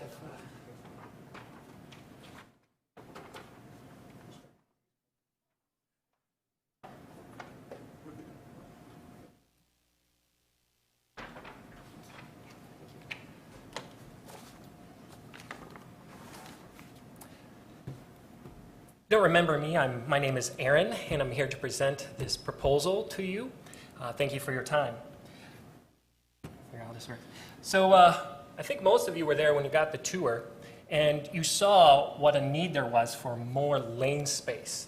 And so we're here to try and show you what a great thing covering that outside 50-meter pool is. First of all, because there's a great need. Groups can't get enough time with the current lane space. You were there when the swim teams were there, and there was just enough room for them. And that's with the pandemic happening the last 2 years. So our numbers are way down. So a couple years ago, we were having 20 kids in a lane, and a lot of them were quitting because it was frustrating. They were getting kicked. They didn't have room to swim. They couldn't hear the coach. We're starting to get more numbers now, but we don't have room to grow much. And you also saw then, one of you noticed, well, the swim team's taking off. So someone came right now, they couldn't do lap swimming. That's very true. Also, the swim team at times can't get lanes when they want it, for example, Saturdays. So some of our older kids who are training for wanting to swim in college or swimming for junior nationals, these kids really need to be getting time, not just during the weekdays, but also on the weekends, and we are just not given it. So we are here to present this on behalf of the swim teams, but we've talked to many other groups. They can't get time either, such as Black Hills Scuba and the Polo and Game Fish and Parks and Stand-Up Yoga. So all these people are looking for lane space, and 9 months of the year, the only place we can do it is those inside lanes because the outside pool can't be used in the winter. So we already have insufficient space, and Rapid is growing, as you're all well aware. Rapid, the census, we grew about 7,000, something like that, I believe. Then we have all these people coming in for the Air Force Base. When you were on the tour, you heard about how they're building some facilities over there for them, but not more aquatics for the Air Force people. So this is the aquatic center for the area, and it's already insufficient. So that's one great thing about this project, is that it fulfills this great need. It triples our lane space, covering the outside pool, triples our lane space 9 months of the year. The other great thing about this is the economic impact that it will have. And we only presented to you, you saw the, in the proposal that we had, Visit Rapid Cities, their estimates on what this will do to the city, having all these events that covering the outside pool will do, allow us to have a lot more meets and state meets. And we came up with that estimate of at least $1 million per year being spent here because we can hold these events. And that's only what we're sure of, pretty confident of. For example, other groups like Water Polo, they really want to grow, but they can't right now.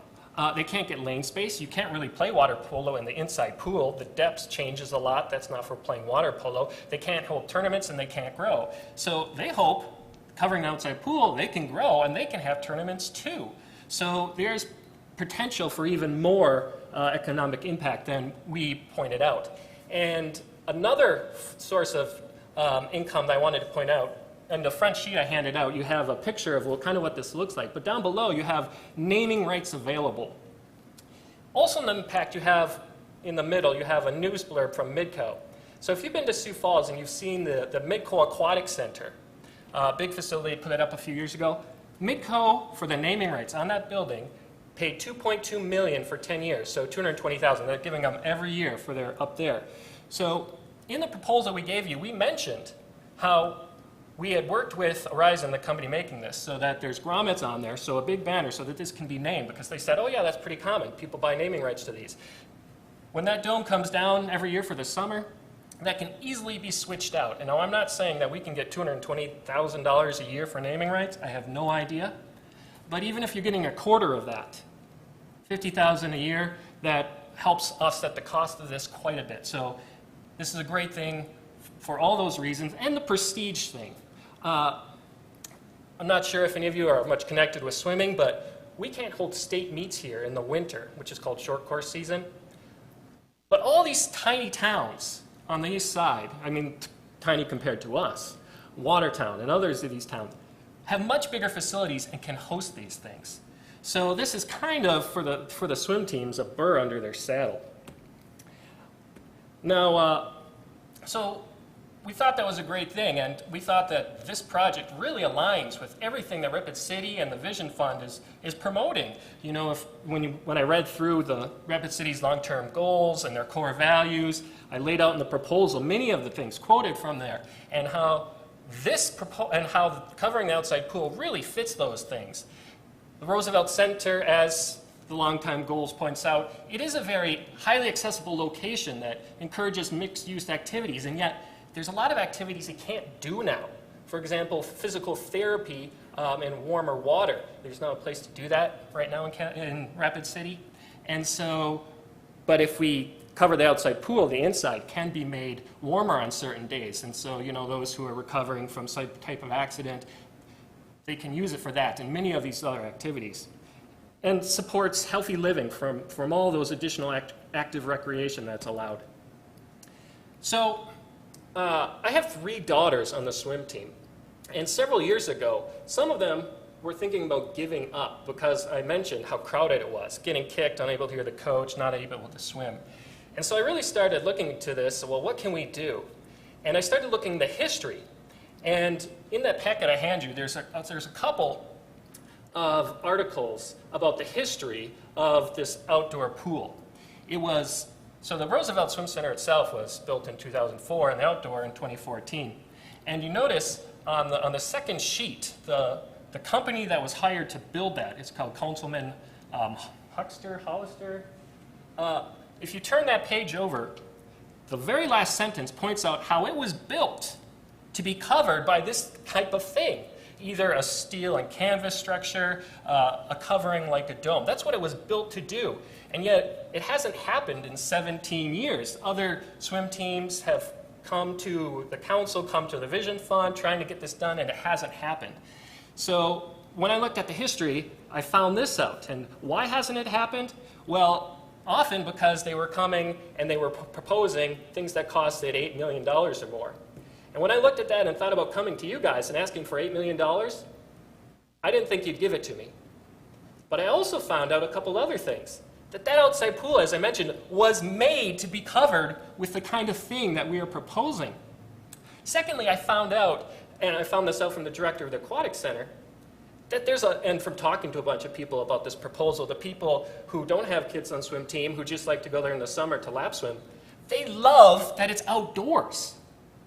It is beautiful, you know, you can see that in that picture. It's beautiful. They like coming to swim outdoors. And many of the teams who come for the summer meets, they come because it's outdoors. So when I looked at that, when I looked at the cost, when I looked at how this was made, when I looked at that many people love this being outdoors in the summer, I concluded that the dome wasn't just a solution to all those problems I pointed out with overcrowding, but the solution. It makes the most of our facility, so it's still outside in the summer, but it's covered in the winter, so we triple our lane space for all those months where people can't get enough time. It also costs way less. So this dome, $1 million to $2 million. a steel and canvas system, 3 to 5 million. A brick and mortar, 8 million or more. This costs just 1 million or just over, fulfills all those needs, and it's done in a timely fashion. So if approval was given to this, for example, in January of 1 year, it takes about 8 months to get this done. And most of that construction time is done, and most of that construction is done elsewhere, so that there's minimal impact to the site. They just come in one day to put in the earth anchors, then in the fall, they come in and we set it up and it's ready to go. So the facility can be used the whole time without shutting down in the summer for construction. Another thing I want to point out about timely here is that when you look at the history and you look through some of those news articles I shared with you from the Journal about when Roosevelt was built, about when the outside pool was built, they had been talking about building Roosevelt since the 70s, and it was built in 2004, 30 years. And they built that outside pool to be covered someday, and here it's 17 years later, and it still hasn't. Why? Well, because you guys, I am sure, aware, because you've been the ones sitting there yesterday and today, there's a lot of good proposals brought to you. But they all cost money. And there's a fiscal reality here. Well, this covers all those things that we need for the Roosevelt pool and does it in a very economical way. One final thing I wanted to mention. So I didn't bring, and when I went to the boards and presented this to them, I didn't bring the idea of building a brick and mortar, although some people wanted that. I convinced many of them, no, there's no way they're going to give us $8+ million to do that. And this place wasn't even designed for that.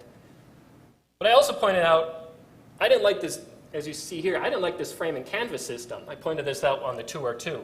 Because yeah, you can still see the sky, but you're also seeing all that steel, as you can see in the picture. So the canvas comes down, but it's still not, it's kind of an eyesore. It also costs twice as much. So I brought to this the boards and convinced them, and I hope I've convinced you too, just what a great solution and opportunity this is for Rapid City. Finally then, just so I have a picture of the current thing, and then you have a better one there. I wanted to point out that it doesn't have to be this white as you have on the front of yours. It can be many colors. The one we suggested was gray, just because it was suggested to us. But it can be many colors, and if someone comes in, we did talk to Monument Health a little bit, and they seem interested in getting naming rights to it. So you can do just about any color you want.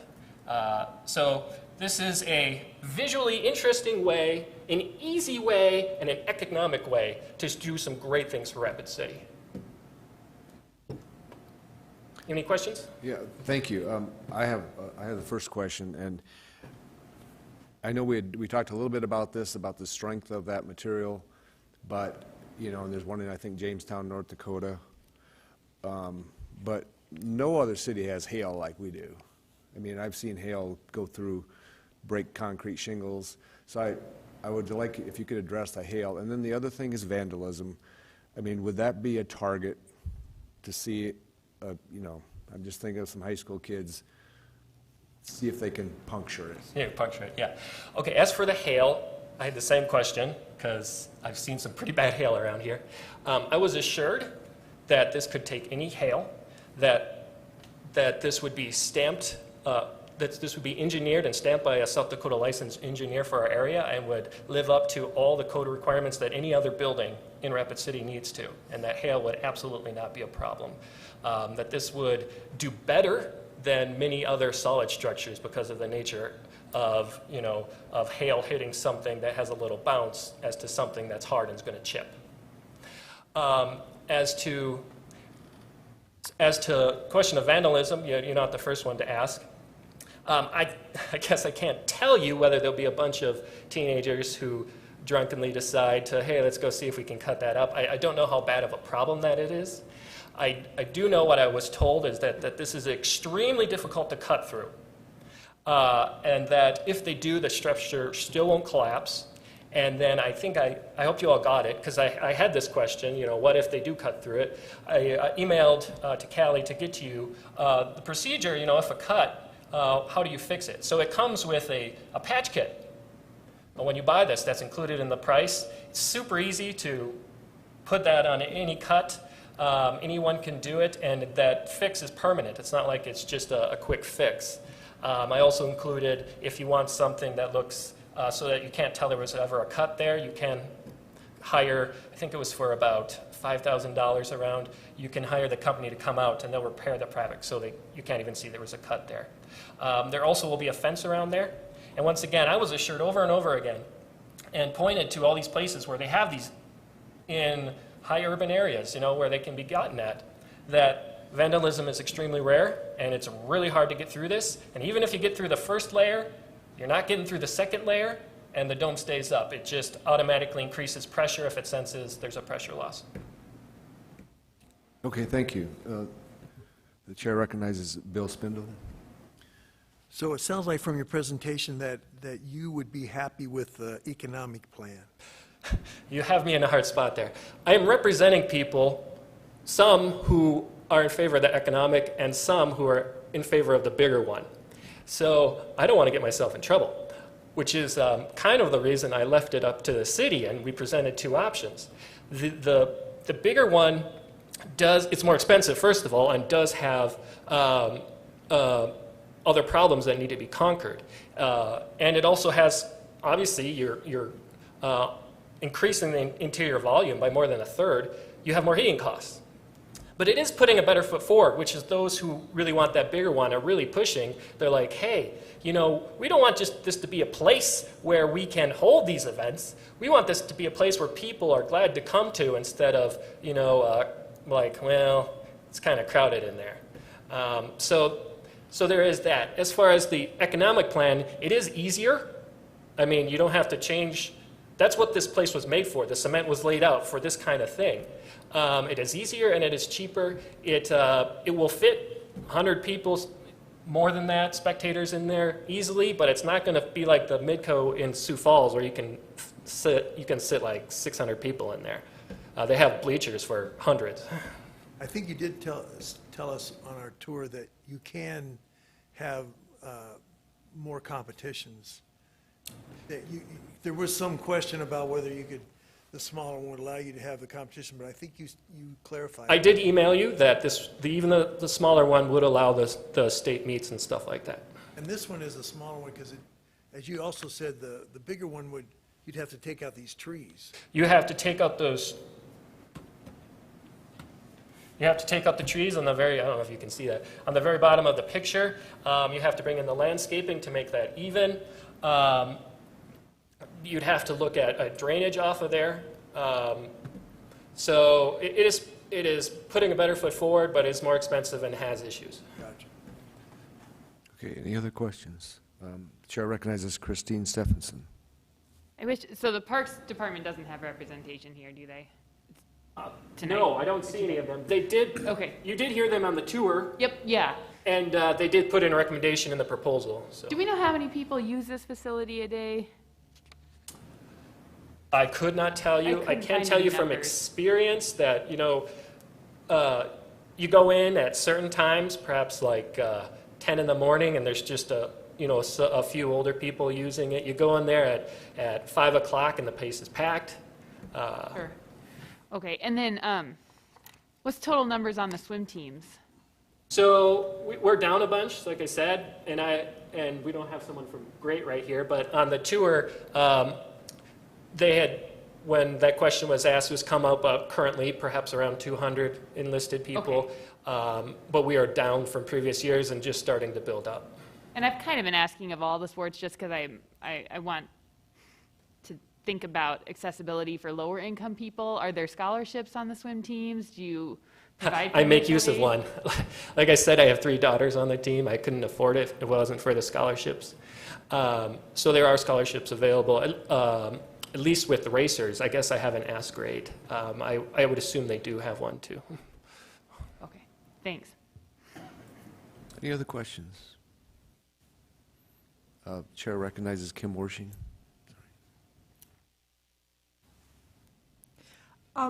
So if you build the more economical, or you go with the more economical dome, can you remind me, did you say it's about 100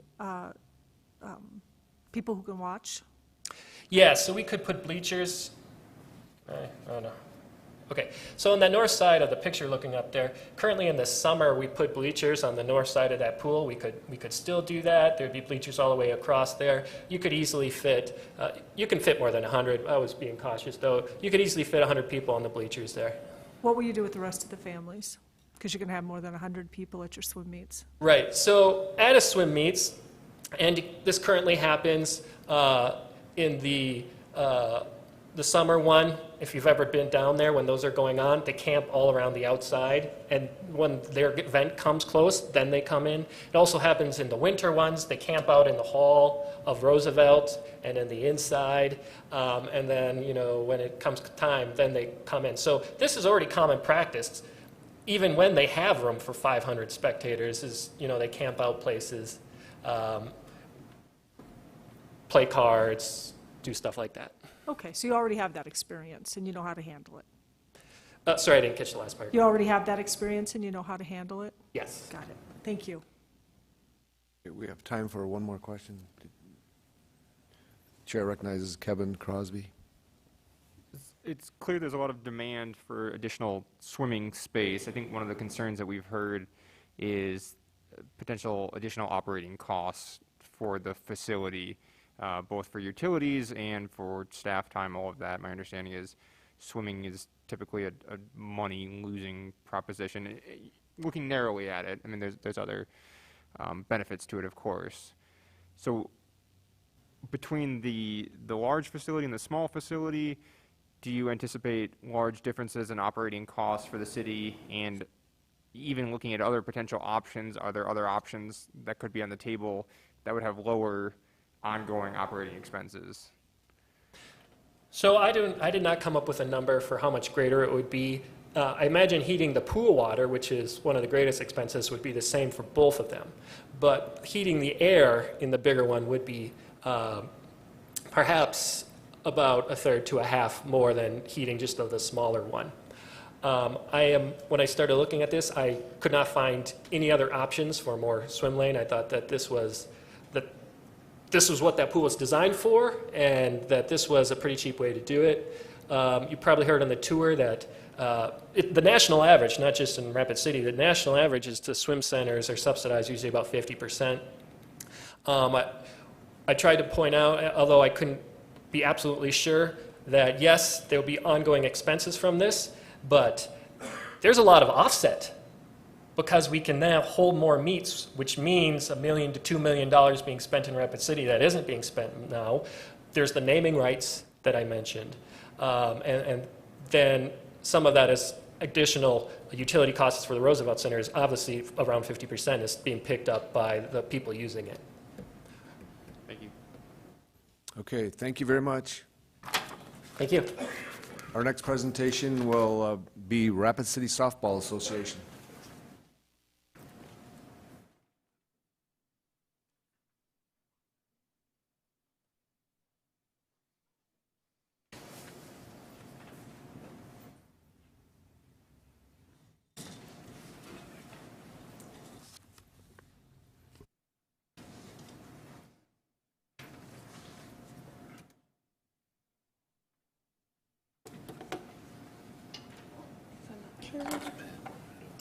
There we go. So you can kind of move it, and I will just do the talking. Yeah, I'm down with that. Hello, everyone. My name is Brian Johnson, and I represent the Rapid City Softball Association, president of the Players Committee. And I wanted to thank you for your time today in giving us the opportunity to talk to you a little bit about our program. Now, our program's been around a very long time. We've been at it for a number of decades, and we currently have about 160 teams that play every year. That adds up to about somewhere between 2,500 participants from Rapid City in the local area. We play 5 nights a week. We have a men's league, we have a women's league, and we have a co-ed league. And we've been running this, like I said, for a number of years. During that time, we hire all of our own employees, and with the exception of water, the Rapid City Softball Association pays everything else. We take care of all of our electricity, we take care of all of our expenses, any repairs are done and taken care of by us. We also pay any of the sanctioning fees. We pay all of our own insurance. And we hire 40 to 50 employees. We've got people that work not only the concessions, but also all the umpires and grounds crew and such are all taken care of by us. So at the end of the day, city only pays for the water. We pay for everything else. What is the impact? We have a number of tournaments that we put on during the course of a year. Just this past year, I'll talk about those. I'm going to start with our King of the Hills tournament that we keep bringing to town every year. And that has been an ongoing tournament for a good probably 20 years or so. We have 3 state tournaments that we hosted this last year. There was a men's, a women's, and a co-ed state tournament that were held right here in Rapid City. In addition, we have the Mount Rushmore Classic. This is a youth tournament, actually. We had 104 fast pitch teams that participated in this tournament out at our complex, and it is the largest fast pitch tournament in the state. And we got to host it. We're very happy with the turnout. Every year we do a charity softball tournament for breast cancer. We really enjoy that one. Everybody dresses in pink, has a really good time. So we really enjoy getting people out there for that. In addition, in its second year, we had something called the Native American World Series. This is a very interesting tournament. Now in this tournament, it's a 70-30 ratio. So you have to have 70% Native Americans on your team in order to even participate in the tournament itself. But at the end of the day, we pulled in 80 teams for this particular tournament. And it was well attended, it was wildly watched, and it was a whole lot of fun. Without getting into the specifics of it, we brought in a lot of what would be considered maybe super major players that are actually nationally ranked showed up for this particular tournament, and so it pulled in the crowds. We had a lot of fun with this one. In addition to that, we have Special Olympics. They've done 2 tournaments out at our complex. They participate in that, and they'll pull in a good 2,500 people or so in just attendance watching the Special Olympics participate out at the fields. And all in all, we had approximately 9 tournaments this last year, and it pulled in about 250 out-of-town teams. Running some preliminary numbers, that would be an economic impact to this community of about $750,000, and that's just 1 year's worth of revenue. Keep in mind, we've been at this for a number of years now. So what we're asking for is your help in trying to improve the complex. With the new committee that we have on hand, we're always looking at new ways to try to grow this and try to make this a little bit bigger here in Rapid City. One of the ways we'd like to do that is pull in more of these World Series type tournaments. In order to do that, though, we've been able to get some feedback from people, and a lot of the feedback we're getting from these big professional players that are coming in are comments about the infields. The infields have been out there for a number of years, and anybody that's played softball in Rapid City knows that if you get a lot of rain, or even sometimes a little bit of rain, it washes out the fields. We can't get to the fields, nobody can play. Now we're scheduling rainouts, and it's a hassle for everyone who has kind of an idea of, I play this night, and they make it that night, and now they have to either play extra games or they have to make arrangements for another night. In addition to that, and this is really kind of the more important part, it's the safety issue of it. If you've played softball and you get like 2 weeks of really warm weather, it literally becomes concrete out there, and you can rake it and you can drag it and you can try whatever you want to try, but it ends up being a very, very hard surface. So if you want to slide, you better be wearing pants, otherwise you just dig your legs up. You end up with a few extra injuries. In addition, if you're playing infield, you're always a little bit scared because you never know what kind of a hop you're going to get right at the end on a grounder. And we're always waiting for someone to lose a few more teeth or take one to the face, whatever the case might be. So in this particular ask, we're looking to maybe improve the safety of the fields by improving the infields themselves. We would like to bring in some dirt that we've done a lot of research on. We know it holds water a whole lot better. It's been effective in other parts of the state, and that's the kind of material we'd like to use. With that, we can then start to recruit some of these bigger tournaments to come to town and even draw bigger crowds and more, hopefully, by pulling out some of the local people, maybe we can even draw this into a bigger league and allow people to come out and participate with us during the course of the year. We'd also like to do a little work to the playground. So we have playgrounds out there for all the kids, and all the kids hang out and they all play, but what we have right now is gravel, and they're all playing around with rocks, and kids are kids, and they throw them at each other, and they like to flush them down the toilet, and all kinds of other stuff. So what we're looking to do is put in this kind of plastic material, plastic bead type material. It would replace all the gravel. It would not only make it softer for the kids who are playing there, but it would also make it obviously a lot more safe for the kids in terms of coming down the slide. Instead of falling into rocks, you actually fall into just a bunch of plastic, which would be nice. So we're asking for that. On a more personal note, I will tell you that I'm a member of Rapid City and have I'm born and raised here, so I've been here 50 years of my life. Got an affection for slow pitch softball when I was probably 8, 9, watching my older brother play. But that was back in the days when the fields were actually out next to Harney. And they were on what was at that time the old dump, but that's where the fields were located.